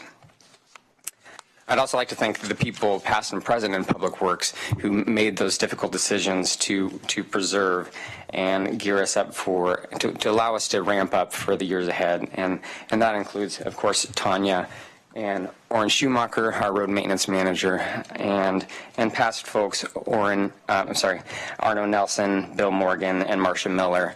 These were difficult decisions over the last 12, 15 years to see what we needed to do to be able to position ourselves when things ultimately turned around, which they are now. So the path ahead flows from the strategic plan. And again, thank you to the board and Steve Mokrzycki for preparing that plan to keep us focused on what we needed to do to deal with to prepare ourselves in dealing with the limited resources. So particularly around safe and healthy county and infrastructure, the strategic plan has guided us to make those difficult choices. The plan has also prepared us for the years ahead in the development of long-range plans such as the Transportation System Plan and engineering initiatives to enhance transportation safety in Lane County. So the first of those there, the Transportation System Plan, that is a large plan which includes 20 years of projects. It's required statutorily, and it's been many years since it's been updated. But through the great work of Peggy Kepler, our Engineering and Construction Services Manager, that is being updated and will be coming to the board early next year. It's already made its way through the Planning Commission. This will provide us direction in spending capital funds from the transportation package. The capital improvement program will pull projects from the Transportation System Plan and move them into the 5-year construction plan. The second key document there is the Transportation Safety Action Plan. And safety needs to be our number one priority. With the high number of fatalities that we experience on our roadways in Lane County, this needs to be our greatest priority. It's been approved and adopted by the board, and I want to give kudos and great thanks to our transportation planners who have worked to prepare this plan, particularly David Reeser and Becky Taylor. The third key document there, thanks to the foresight of the board, we brought on a performance auditor a few years ago, and Shanda Miller, who was our performance auditor initially. I know we're going through recruitment to hire another one. She prepared an excellent plan. This was one of her first priorities, was the road fund. And there were a lot of key recommendations that we will use in the years ahead to shape our work in maintaining the public's infrastructure. So moving on to our needs and priorities. So safety, again, needs to be our number one priority, and so that's centered there. It touches on all of our other priorities. The first one there, the Capital Improvement Program. This is our program that identifies the key projects, bridge and road projects, as well as safety improvements. The second piece there, seismic resilience. Knowing that we are very close to the Cascadia subduction zone where we may experience a 9.0 or greater earthquake, we need to have focus on our seismic resilience, particularly around our bridges. So that will be a key area of focus as we look at where we are going to invest these funds from the transportation package. The third one there, Territorial Highway. That's a key road for Lane County, and it's one of 3 important jurisdictional transfers that are part of the transportation package, which I'll talk about in more detail. The asset management system is a recommendation that came out of that performance audit to develop a long-range plan for ensuring that we are providing adequate maintenance to preserve the assets that we have throughout their useful life. And the last one, maintenance and preservation. That has been a key priority and will continue to be a key priority. We know that through research, maintaining our assets is 7 times more effective than waiting to have those assets finally fail and then have to rebuild those. So that will be a key focus moving ahead.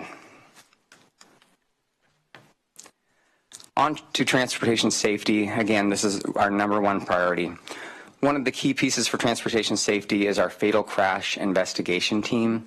So this is a team that's made up of members from Health and Human Services and lost my page here. Health and Human Services, Transportation Planning, Engineering Maintenance, and the Sheriff's Office. This team looks at fatal crashes, hotspots, and tries to see what we can do to prevent those continuing fatalities and serious injuries in those areas.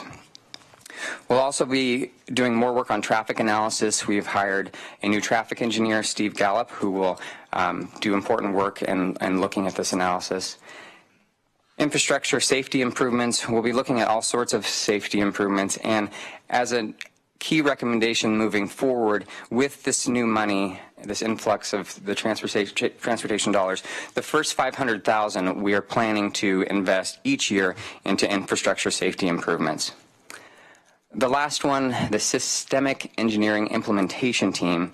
This is a team that looks at at engineering and education solutions across the system, not just at hotspots, to keep pushing us forward in our goal of 0 deaths, to reduce fatalities and serious injuries. So these are things like rumble strips, recoverable slopes, pedestrian crossings, and curve markers. So I talked about the performance audit. We're looking forward with excitement on moving forward with the recommendations that came out of that audit. So one is to develop a multi-year asset management plan so that we have a long-term plan for how we're going to maintain these expensive assets. And we're planning to use a software system to help us with that. That will allow us to report annually to the board and to fulfill key accountability measures that are a part of this transportation plan. So we are currently working with technology services to develop an RFP to start looking at what's out there as a system that we could use here at the county. We'll talk about FTE being added later on, but a key position that we're planning to hire on is a road and bridge planner position here.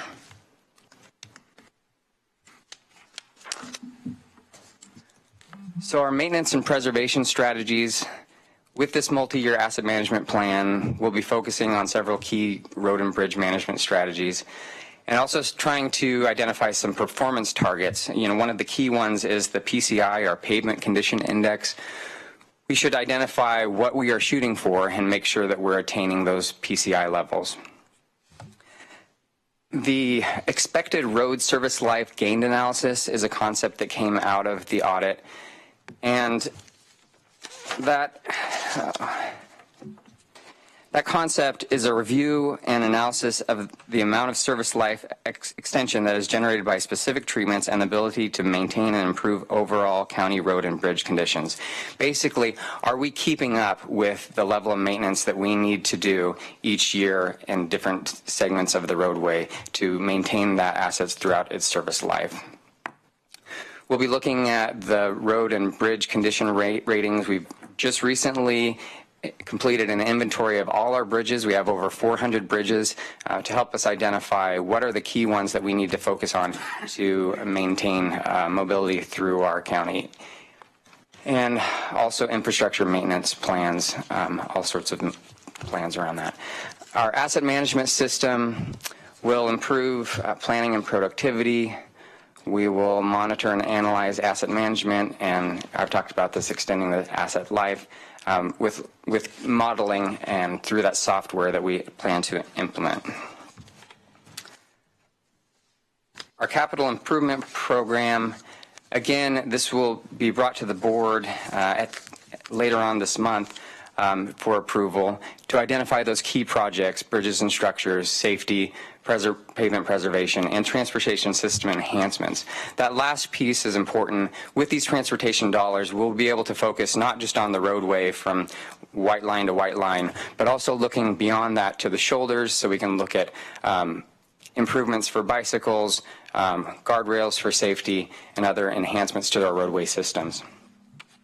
Again, on seismic resilience, we need to identify, with so many bridges, which ones are our key bridges for investment. And through the analysis, we've identified 5 key bridges to make sure that we're not having isolated communities in the event of an earthquake, and that we can keep mobility across key mobility pathways back and forth across the county. And the exciting part here, for me, is after years of cutting and FTE reductions, we're now at a point where we can start rebuilding and restoring crews. So in this next budget year, we're looking at restoring 11 positions. So the first I discussed earlier, road maintenance planner.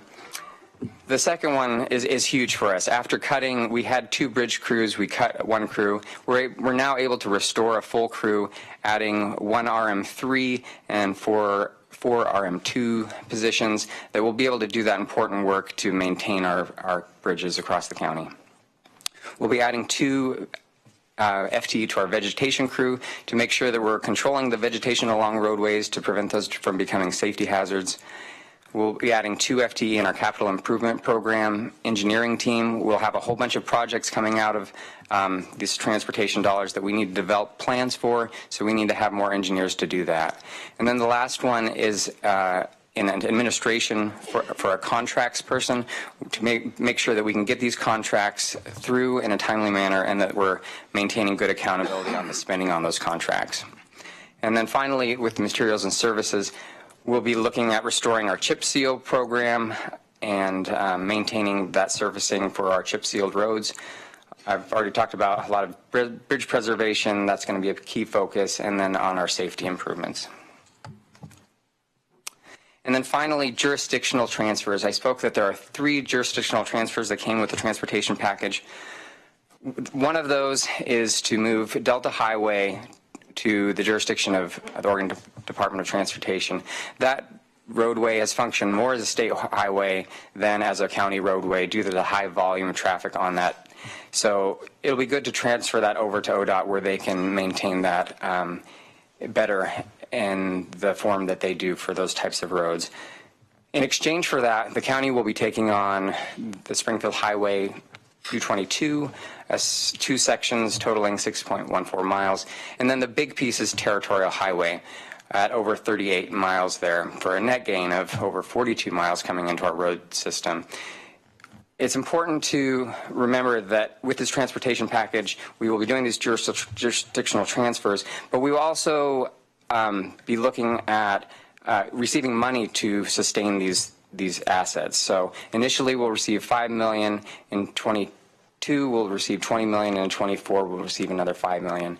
And we're also not taking on sections, particularly bridges in these areas until they are brought up to county standards. So that's been key. We're still negotiating with ODOT on these transfers, but this will be a good thing for Lane County. Territorial Highway is important for a number of reasons, economic development, and we'll be able to prioritize that roadway where it is not a high priority for the state. Thank you. And We're done. yeah. Before we go to break, if there's any quick questions for Dan.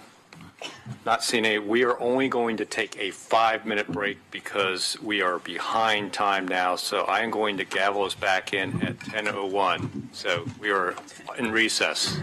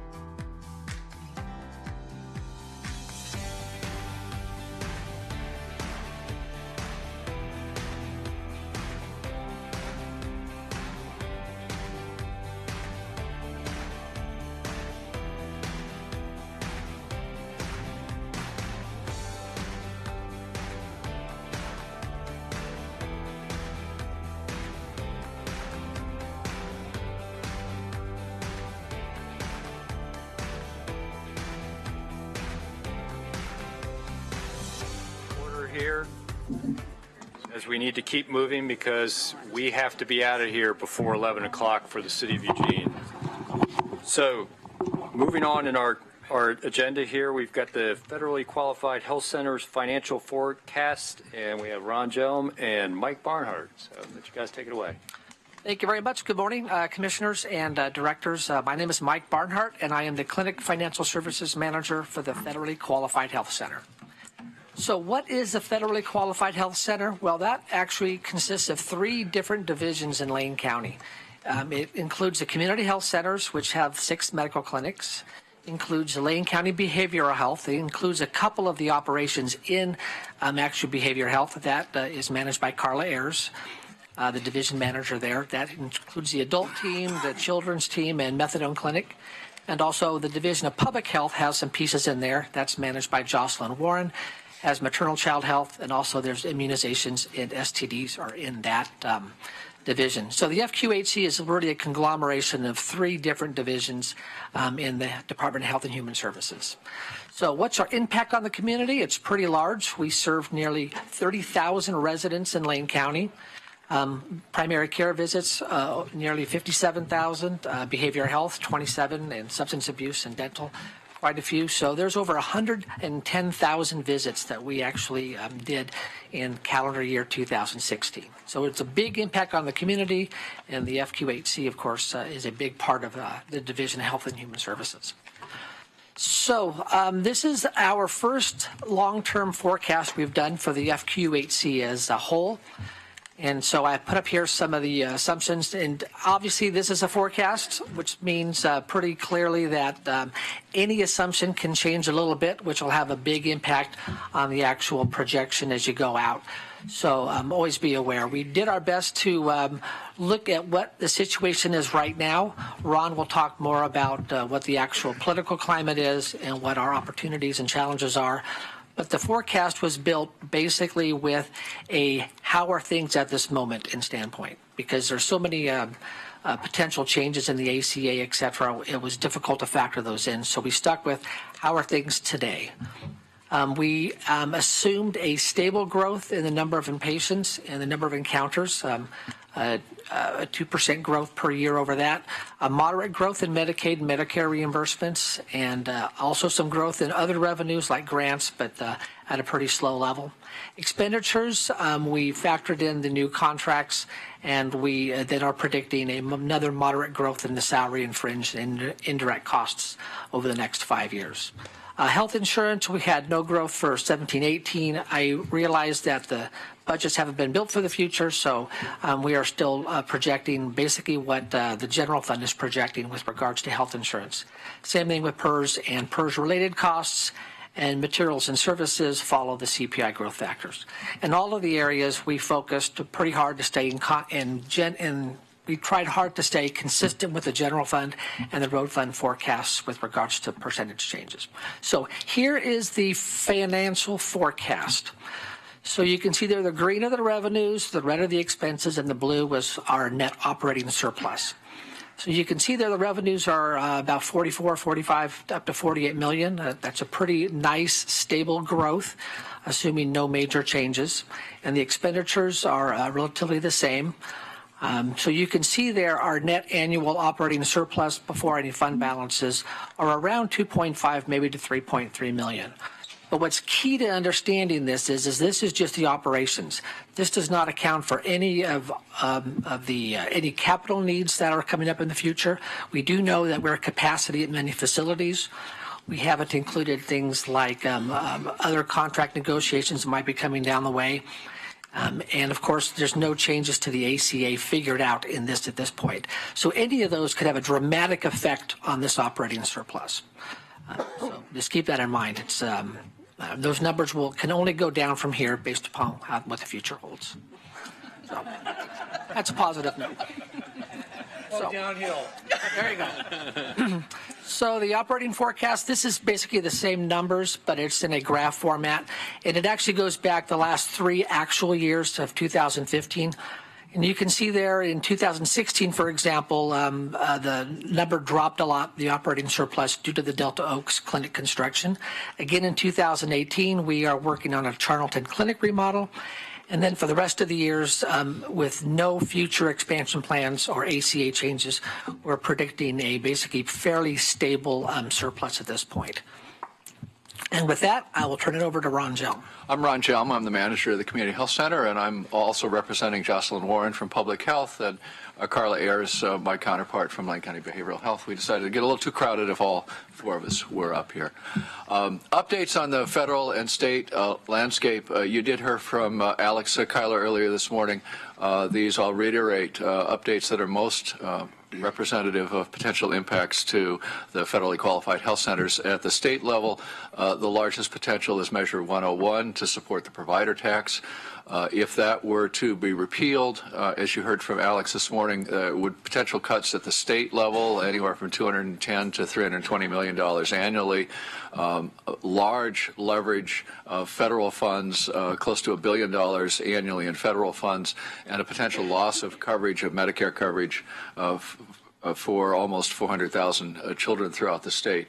Particularly notable in our budgets, about anywhere between 75 to 80% of the patients who we serve are covered by Medicaid insurance, so a tremendous impact on our revenue if there were significant changes in Medicaid.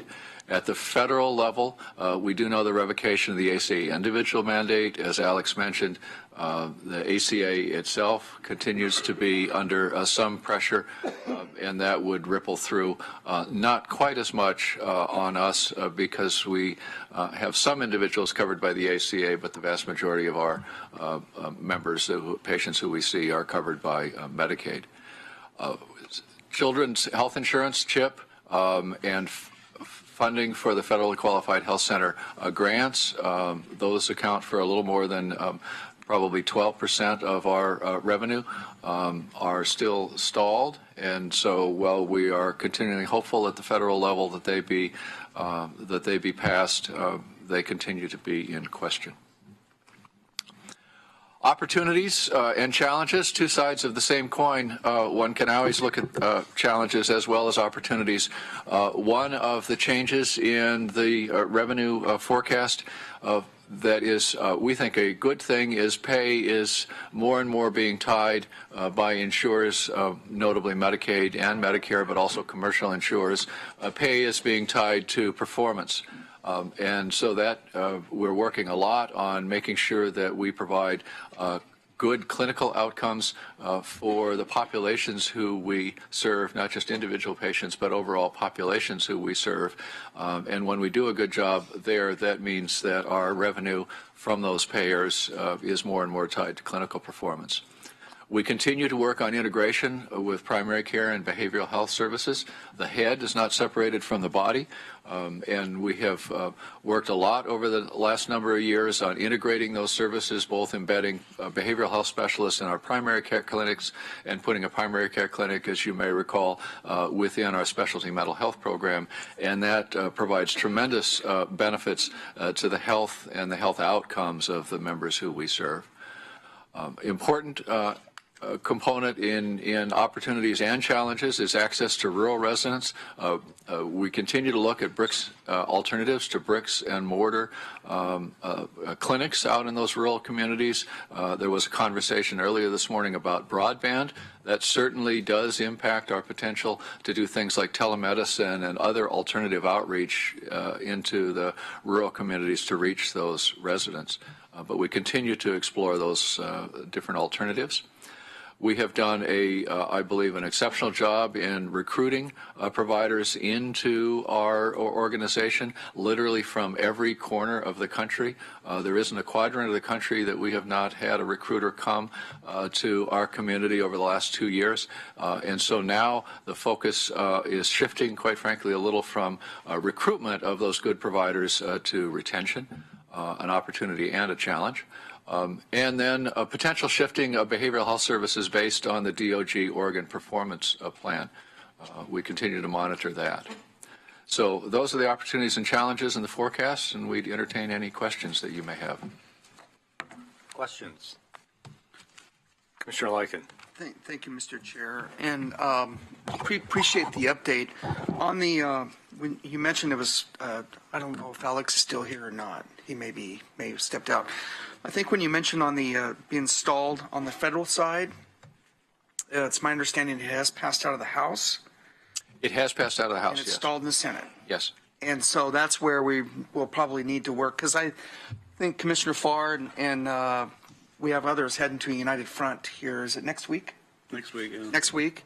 So this is a really good opportune time to speak to Smith Dawson Andrews and try to figure out who we need to work with and talk to to make sure this gets passed out of the Senate. I did put a personal phone call into Congressman Walden, because this was actually in his committee. Yes, as it is. chairman of his committee, and which he appreciated. But he heard from actually several commissioners around the state who deal with or who have federally qualified health clinics in their counties, and heard about how positive they work in their counties. And so I was really happy he was not only able to his leadership pushing out of the House, but out of his committee, but the House passing it. And now we're just waiting for the Senate. So this is a real opportune time, I think, for us to be meeting with our lobbying group and just talk about where can we talk about, and I think tell our stories. I think that's the best way to really is to tell the story and what the clinics have done and what they mean for Lane County, and how positive they are, because frankly we have so many stories to share. What they have meant to just everyday folks here in our county. So I appreciate that, and but I think the timing is really perfect with our folks going back to DC for United Front. So thank you. Commissioner Farr. Thanks. I'm not an attorney, so I don't know the answer to the question I'm asking right now. So I talk a lot about housing costs. And you're talking about recruiting and retention being an issue. Recruiting less of an issue now, but retention. Can you talk about how housing costs? We have competitive wages, but we don't have competitive housing costs. How does that enter into your recruiting and retention effort? Well, I wouldn't pretend to really go into the economic situation of the individual providers we have, and I would imagine it depends. If we are comparing bringing in providers from the Northeast, then our housing costs look quite favorable.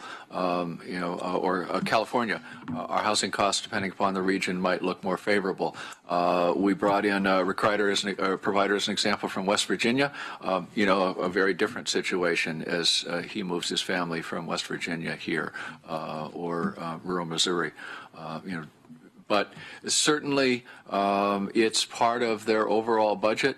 I think the bigger challenge is not so much when getting them here, it's keeping them here when they are looking at other opportunities. They'll love the community, and so now we need to keep them within our organization here in the community. Thanks. Any other questions? Well, thank you, Mike and Ron. And moving on to the public safety system update. I want to pass the clicker to Sheriff Trapp there, and we'll get us going. So we have a bunch of speakers listed here, and I'll just say that partially in the interest of time, but we'll move through this, the slides. All of the representatives of the involved departments are here to speak if there's questions on their slides individually. I won't attempt to speak for them, but this is intended to be a pretty high-level overview. The repair plan, as you remember, was structured in 3 phases with a timeline to each.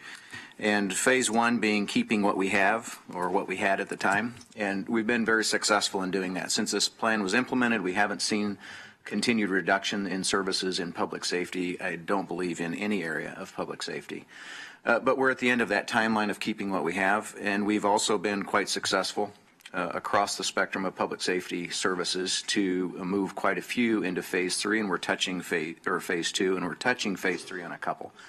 And so, we'll go through each public safety entity and address kind of where they stand.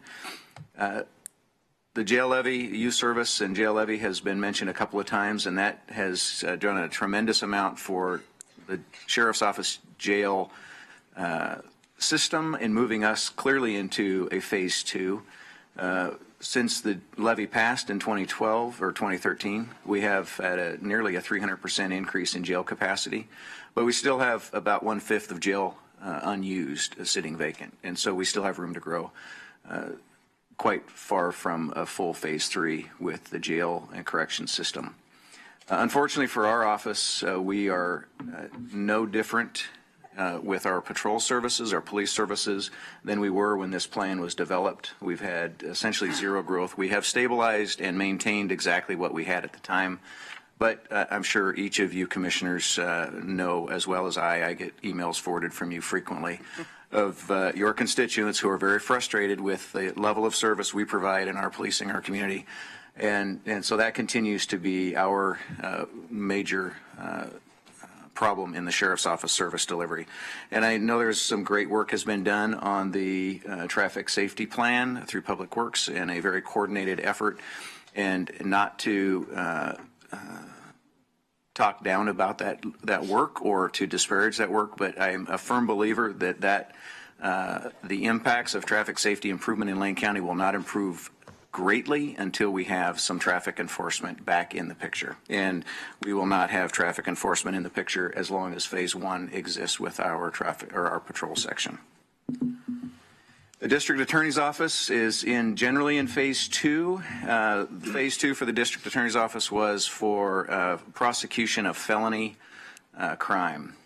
And the ability for them to remain in phase 2 will be challenged if we find a way to improve our patrol services and increase police service in the county, which will feed more felony cases to the district attorney's office. Could very easily push them back to phase 1 for their status. Parole and probation also remains in phase 1, similar to Sheriff's Office patrols, with stabilizing of their systems and their services, sort of a reorganization of their programs, but yet not really in expanding their service delivery. And I think one of the primary measurements here was caseload reduction from 80 offenders per PO to 60 offenders per PO, which would have been consistent with the state averages. And my understanding is they have yet to attain that, so they remain in a phase 1 status. Reentry services actually is a substantial improvements here across the board. And one of the things to note here is that most of these services are very integrated into other public safety systems in the county, with the Sheriff's Office and parole and probation specifically. But we've restored essentially half of the services in the reentry programs that had been lost over time. And the future looks, I think, strong as these other systems continue to grow. We will grow with reentry services. Treatment services are also in a phase 2 status. We are expanding. One of the significant expansions is a coordinated effort between behavioral health and the Sheriff's Office by putting 3 behavioral health caseworkers in the jail and trying to have some interventions and treatment and coordinated efforts upon release to try to reduce the return to jail frequency of those that we serve.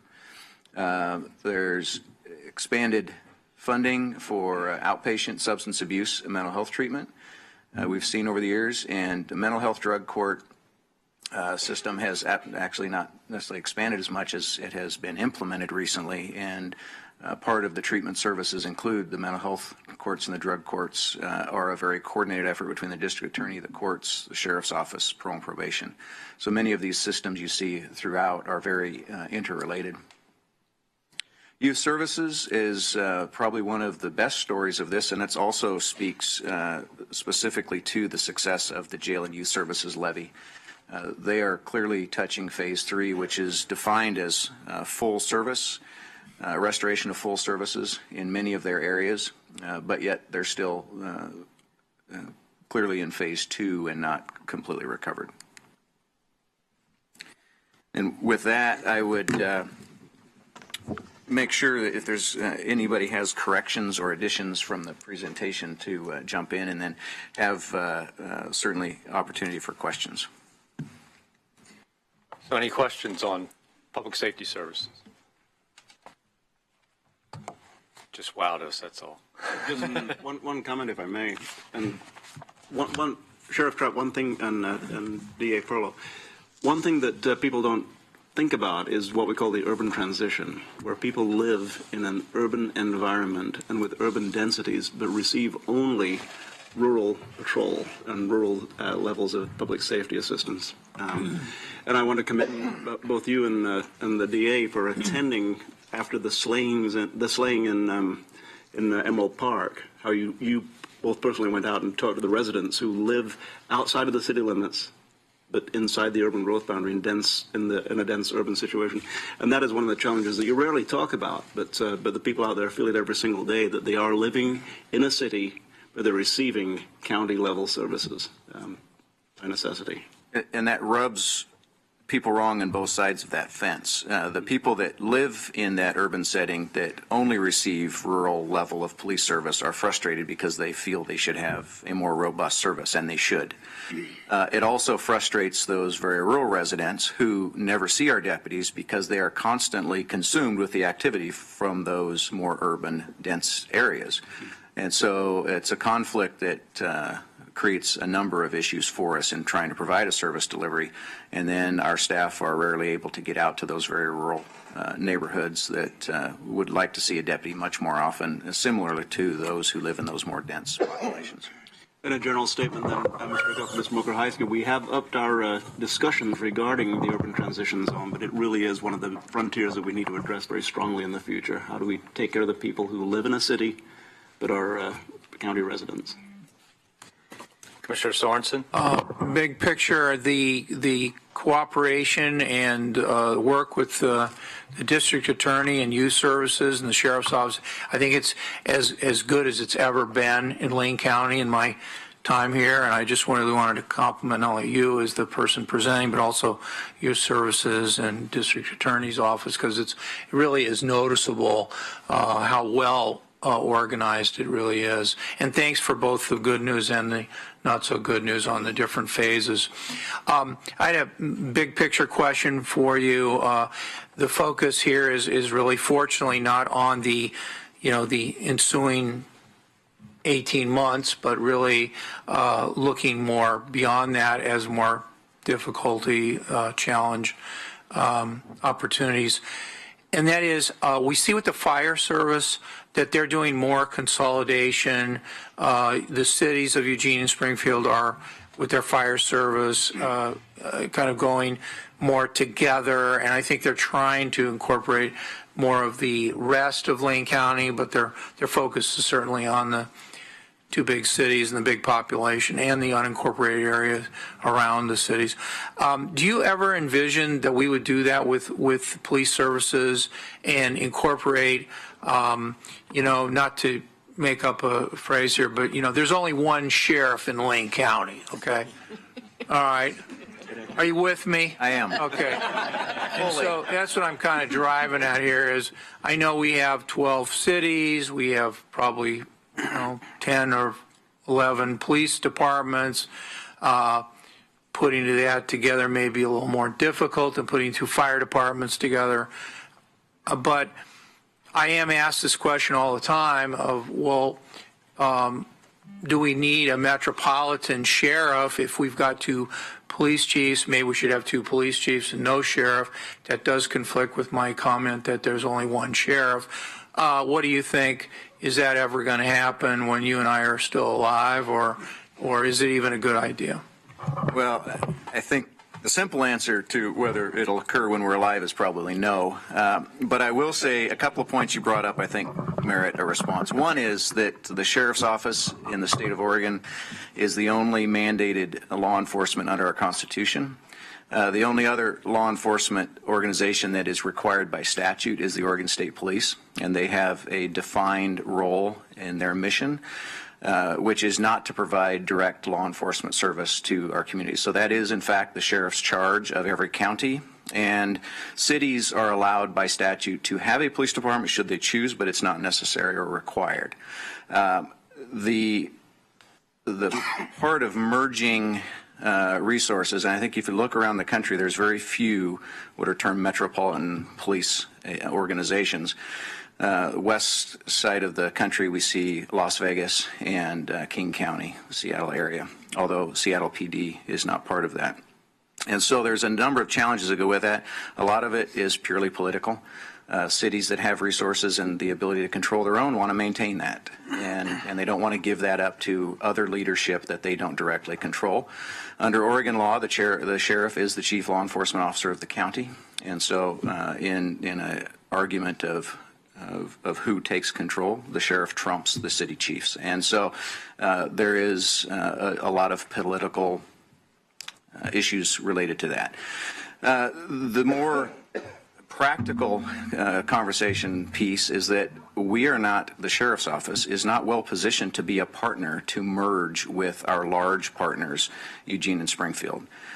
Eugene and Springfield are staffed reasonably appropriate to their community size. The sheriff's office is not, and so if we took Eugene, Springfield, and Lane County and merged our police services and then spread those across the county, the sheriff's office lack of resources coming to that partnership would water down the existing city resources, and the cities would not tolerate that. I think it'd be a tremendous boon for the county residents, but you would see a depletion of resources at the city level. It's different when you speak to the smaller communities throughout the county. And we have had policing contracts with the cities of Crestwell and Veneta since I believe the 70s for both of them. Long-standing contracts where their city police service is the sheriff's office, and it works very well. We have had over the years relationships like that with Junction City for a short time, and we could at any time have those contracts, that type of a contract policing occur with any jurisdiction that would want to pay for that service. And we have conversations routinely with jurisdictions about what that would look like. We just met not long ago and are planning to return to Dune City to have a conversation about what the services are, what they're available, what we could provide, what the cost would. We're having a conversation with Junction City at not the city level, but with people related to Junction City to ask those same questions. And next year it could be other cities. We've had conversations with city staff from Lowell over the years. And so it comes and goes, and it's just a matter of whether those cities are able to afford the service that we provide. It's expensive, and from our general fund, we consume a large amount because law enforcement is an expensive service. So it's a challenge for those small communities to provide their own, and it's also a challenge for them to buy their own. And my position when I'm addressing city staff is, as representatives to their constituents, their job is to find the best service at the best price and represent the interests of their constituents appropriately. And if they can do that with a contract, by all means, we'll do what we can to provide it. And if the contract's not the best answer, I'm not here to sell it. And if I may, at 11, the sheriff and I will be having a constitutional discussion about who the chief law enforcement officer for the county is.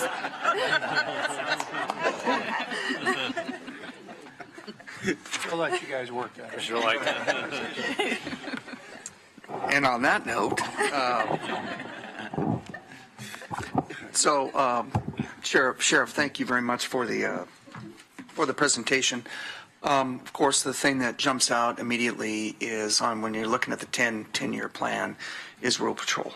Right. And you have probably been hit maybe as much as any department with the loss of federal revenue that directly relates to Rural Patrol, especially when the state law was changed to allow road funds to be used on the Rural Patrol side. And so my question to you would be, I still believe that right now, when you hear the discussions in Washington, D.C., it's probably the best time we've seen in a long time to maybe get a federal force management package. But at the same time, is there still conversations or is there still discussion about the potential of a Rural Patrol district? And is that something that's still in the back of your mind, and where that goes? And on another answer to the question that Commissioner Sorensen brought up is that I want to make note that the city of Springfield does not have a police auditor or a police commission. And so I don't see those two departments merging, just even based on that one piece by itself. But to go back to your on the rural patrol topic, because it is glowing, and that loss of federal revenue has really affected your department as much as anybody. It has, and I think that's probably the biggest point to make is that when this plan was adopted by the board in was it 14? The plan incorporates a balanced restructure or balanced rebuild, and as we rebuild, that no one portion or leg of this public safety system is rebuilt too far ahead of the others, so that everything remains balanced and tied together. The fact that about 1/3 of our services remain in the phase one is really from the intent of the plan and the board's adoption of that plan. It tells us that we need to focus our resources on public safety in those two areas, which is parole and probation and sheriff's office patrol and investigations. And so that really is my request and plea to the board as we go forward, is to continue to recognize this plan and the purpose of this plan, and that we all agreed on the structure of how we would rebuild our system. And so really the focus forward in coming, certainly in the near term, is that those systems or pieces of the system remaining in phase one are the targets. Now, to address the other piece of the countywide districting, I think about this often, and I'm frustrated and I regret the loss of knowledge base that we suffered when Commissioner Fay Stewart resigned and left office. He, I think, was the foremost authority in understanding the broader picture of countywide districting and what that would look like. And I'm not as educated as I probably should be or could be in some of these areas. But as I understand it, the ability to put a district in place requires the Metro Plan agreement, and adjustments to the Metro Plan have not been something of interest for the partners of the plan to allow additional districting.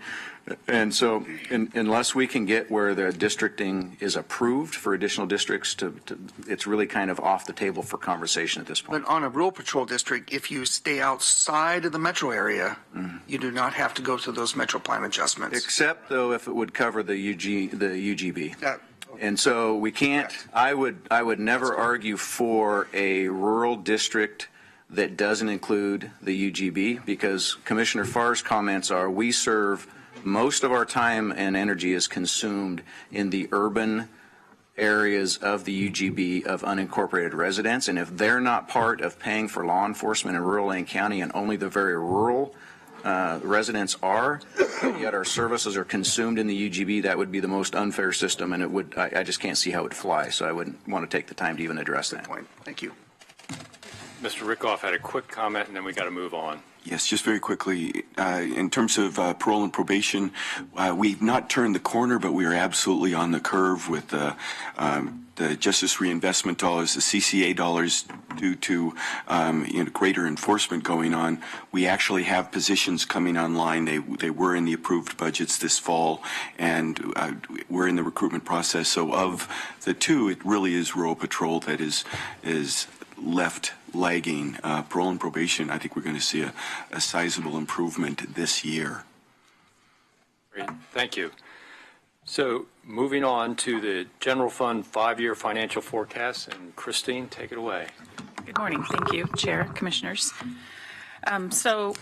General fund, I'll try and go through here quickly. A lot of what I'm going to say has been said, but I want to tie it all together for us and then look to the future of the general fund. So for those who may watch this video in the future who may not be as familiar with what the general fund is and why it's important, it is the general operating fund of the county. It actually touches every department. So either a department is in the general fund, it receives a transfer of the general fund, or it bills the general fund for services. So there's a list of services there, but it's critical to many of our services and the system of the county budget. It covers about 30 to 35% of the actual FTE. So So I want to talk about general fund revenue, and a little bit of this slide covers areas that our assessor would generally talk to you about, but with our change schedule today, we didn't have a specific property tax topic here, but we wanted to make sure and let you know how that's looking for the future. And of course, our assessor's here if you have questions on this. But over this last year, taxable value of all properties in Lane County increased 4.3%, so it is strong right now, up to $32.8 billion for 2017. Total property tax certified for all tax levies in the county combined was increased by 4%. And then when we get specific to Lane County, our two different property taxes that are done are our permanent rate and, of course, the public safety levy. And our permanent rate was about 4.1% higher than 2000, I believe that should say 16, not 15. The trend is expected to continue to be a moderate growth going forward to 18-19. So for Lane County specifically, we've actually increased our growth estimates from what you would have seen in last year's forecast by about 0.5% for 18-19 up to 3.75% growth. Then slowing a little 19-20 and then about 3.25% thereafter for the 5 years. Property taxes also, I want to highlight up at the top where I've said it's almost 50% of general fund revenue. A change that's shown on this slide under state and federal revenues is the U.S. Marshal jail contract being discontinued, which counted in our budget as federal revenue. We're going to see a decline of both revenue and expenses in the 18-19 budget with that going away. So it puts more pressure on that property tax revenue while it's stable, doesn't always grow fast enough to cover our expenses. So combined taxes and assessments, so not just property taxes but also other taxes, we're looking at a range between 3.1 to 3.3 growth over the 5-year period. But the other revenues, which make up just under 50%, are flat to low growth. So those revenues, the timber harvest is fairly flat, the state revenue, the federal revenues that we do receive into the fund. And so when you put those on top of that layer of property tax, our revenue growth is only 2 to 2.5% change. If we look at the expenses, we are seeing more pressure on the expenses than we would have seen even a year ago. As we heard from the economist, wages are growing. We've seen that recently with Lane County's budget with cost of living increase and market adjustments. Our benefits, while we've done a great job of holding health insurance down by going self-funded and managing PERS to the best of our ability, this is one of those areas that Mo Kraheisky discussed that we don't have control over our PERS rates. So they will continue to put pressure on the fund and all of our funds. And as wages go up, of course, PERS is a percentage benefit, so it will go up with that also. The PERS employer rates are our biggest concern. 18-19, we won't have rate increases because they only increase every biennium, but 19-20 and the next biennium or next couple bienniums are still projected to have very large employer rate growth, 20 to 25% of a rate. So that will put pressure on the budget. And material and services, with the economy and us seeing the cost of everything go up out in the economy, the CPI is higher, still moderate, about 2.6 to 2.9 over the 5-year period. But a couple years ago, we were looking at 1.6, 1.8. So that expense growth also puts pressure on the expense side. So overall, our expenditure growth over the 5 years is projected at 3 to 4.5%. So this is not new news for any commissioner who's sat on the board for very long. That structural imbalance, Steve said it earlier, I'm going to say his quote on the revenue, we will continue to contend with our revenue problem until we have a fix. So you heard from other funds today that have received a fix of sorts. We know the jail levy provided a fix at that piece of public safety. The general fund still has not received a revenue fix. So that brings us to the forecast. Here's our JAWS graph. So 18-19, as was mentioned, does look good still. This is the structural balance of the fund. But once we get to 19-20 and we see those PERS rate increases hit, then we will start to have a deficit again. So that right there is showing just over $1 million. A lot of that's going to be dependent on how big that PERS increase is, what health insurance is doing, what our claims are doing. Again, the things that we don't have as much control over. And it will continue through the 5-year period. So our future challenges, the revenue expense balance that I've mentioned, and then on our expense side, I already mentioned the 20 to 25% on the PERS employer rates, wage increases that are growing faster than revenue.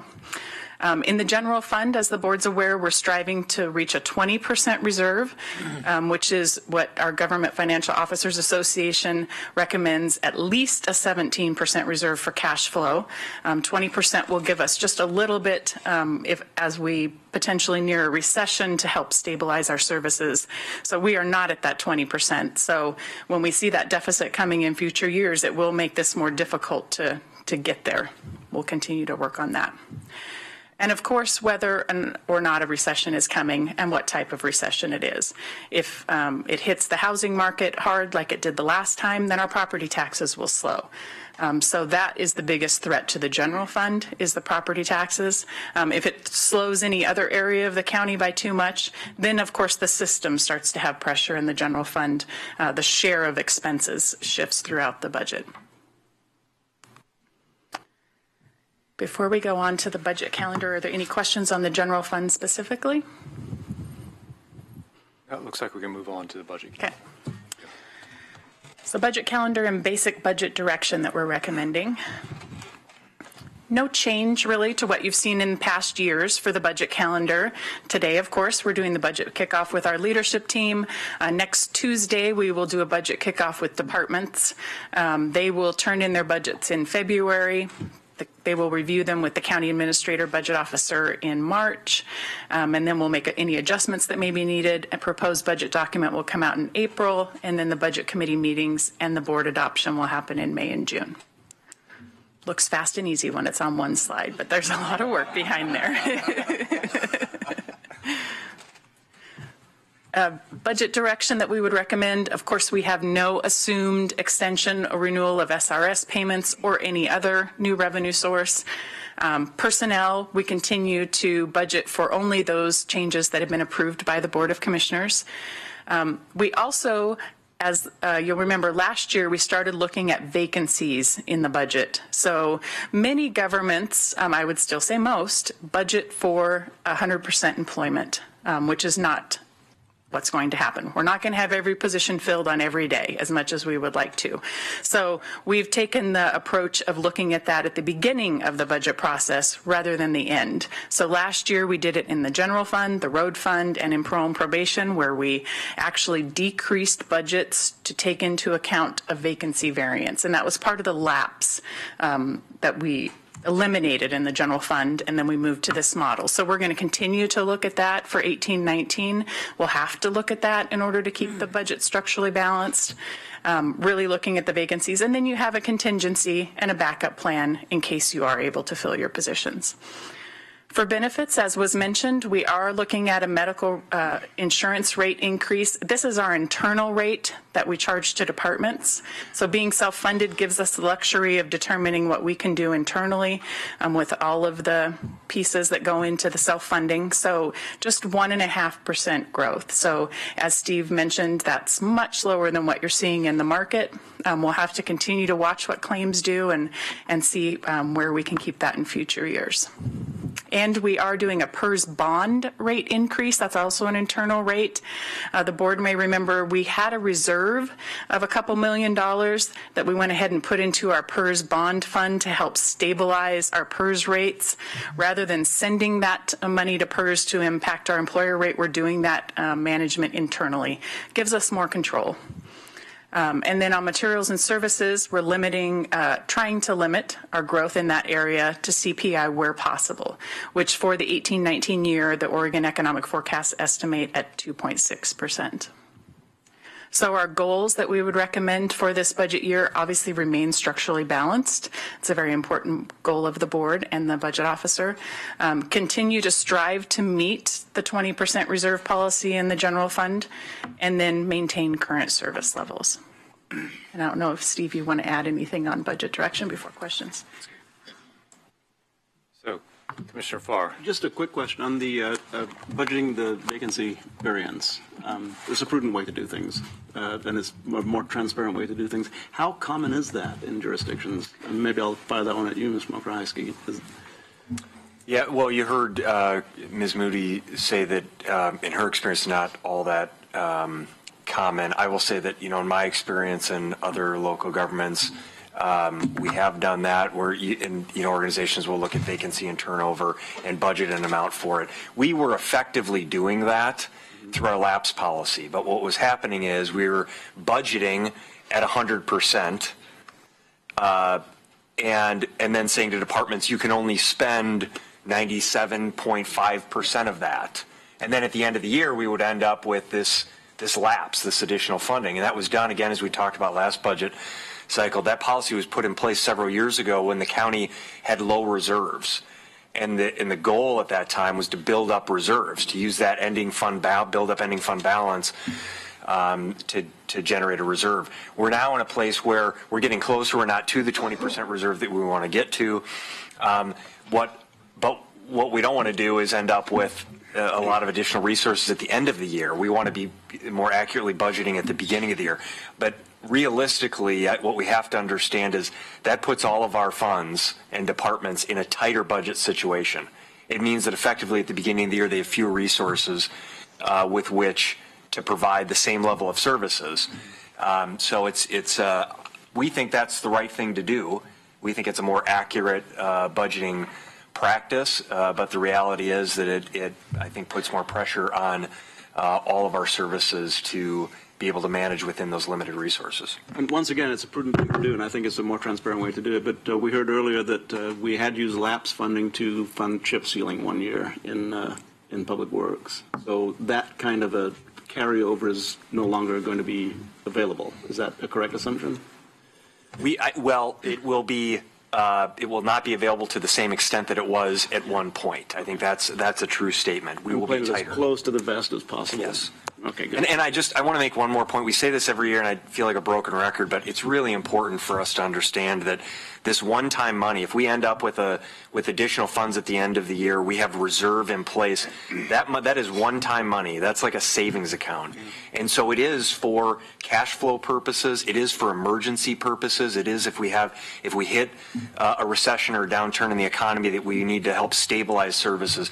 But we should not look at that one-time money as a way to fund ongoing operations. Just in your personal budget, if you use your savings account to pay your mortgage, you're going to dry up the savings account, you're still going to have your mortgage payment, and so it doesn't fix the problem. So we need to be careful about how we think about that. So our practice of debt reduction is funded also by additional money that wasn't expected. So. Right. One-time money. Maybe just a little bit on that before we go off of that. So there are some very big counties that do it, though. Orange County does it. LA County does it. So those places where they have recognized, and we're talking with them, and they have our same budget software, so that's why we're focused on them, because we can talk about the mechanics of it behind the scenes. And we are not talking about decreasing money that was being spent. That's the problem. It was not being spent. It was being budgeted and lapsed. So there isn't a decrease of total resources to departments. And in fact, as part of this, we adjust the material and services. So we're well aware that departments, when they have some vacancies, would have one-time expenses down in their material and services. Well, we're saying let's get both of those adjusted to really where you're spending the money, so it's more transparent for the public in the beginning too. And can we have Orange County's lapse then, please? Well, sure. Or LA might be better. I went slow. So we're kind of into the portion and kind of transition right into it, a discussion and final budget direction. So is there any further discussion from the board? So I'd like to add in one thing here, and I agree with the goals where you are with as far as budget direction for the general fund and the road fund presentation, and their targets of where they're looking to expand with the new transportation bill funding. The one thing I want to interject here is we need to identify funding for the beginning of a Metro Plan amendment process. We talked earlier, and Steve brought this up in his original presentation, was we have been working on what we can control. And one of the things we can control is forming a local public safety district system here in Lane County. we can't do that without amending the Metro Plan. And when you looked at that 10-year public safety plan, the target was 2018 to get to phase 3. Or was it? Phase 2. Phase 2. And then 22 for phase 3? Yes. Yeah, I remember there was a 4-year gap there to get to that next step, really. Metro Plan amendment takes at least 2 years. Not to mention then once you've actually amended the Metro Plan to allow the district, then we have to go through a formation process, an election, and everything else that's going to take. It took 8 years for Deschutes County to get to that point. So we need to start that process if we're going to meet our 10-year public safety plan. And if we're not identifying the funding for that process, it's, and of course land management is an enterprise fund, so it's got to come from somewhere. So if we're not identifying that funding source and how we're going to go about that Metro Plan amendment and starting it this year, then we're not really staying with our public safety plan when it comes to patrol services and other services, because we talked about the possibility of getting into the dual district model like Deschutes County did, where there's an overlying district in the entire county that supports some of our other goals around fully funding parole and probation, fully funding the DA's office, and restoring some of those services we've lost. But then we talked about having that rural patrol district that lies outside of jurisdictions that have their own municipal force. But all of that cannot happen because there's that overlap with the Metro Plan. So if that's not built into our budget planning for this cycle, we're not looking to the future. And so if there's one piece of budget direction I would like to see wrapped into this with, and I'll look to the rest of the board to see if they agree with me, is identifying that funding to begin that process and to be starting to move forward with that Metro Plan amendment process so that we can keep working on a solution we have control over. And, great, maybe we get a forest bill through the Congress, and 10 years from now we might actually see revenue out of it once the lawsuits have been finished. There may be some changes in state issues, but this is the one place, we have to continue focusing on where we have control. So I'll open it up to the rest of the commissioners for any additional direction they might have, or whether they concur or disagree with that additional piece of budget direction. I'm not seeing disagreement, so. No disagreement. No, Yeah. no disagreement. Happiness. Okay. Okay. So with that, if there's no further direction, I'll turn it over to Steve. Maybe if there's anything else you want to add here, or. I don't have anything else. Is there? I have one quick item. I need your help with the general fund. Vote early. We've talked a little bit about the election here in January.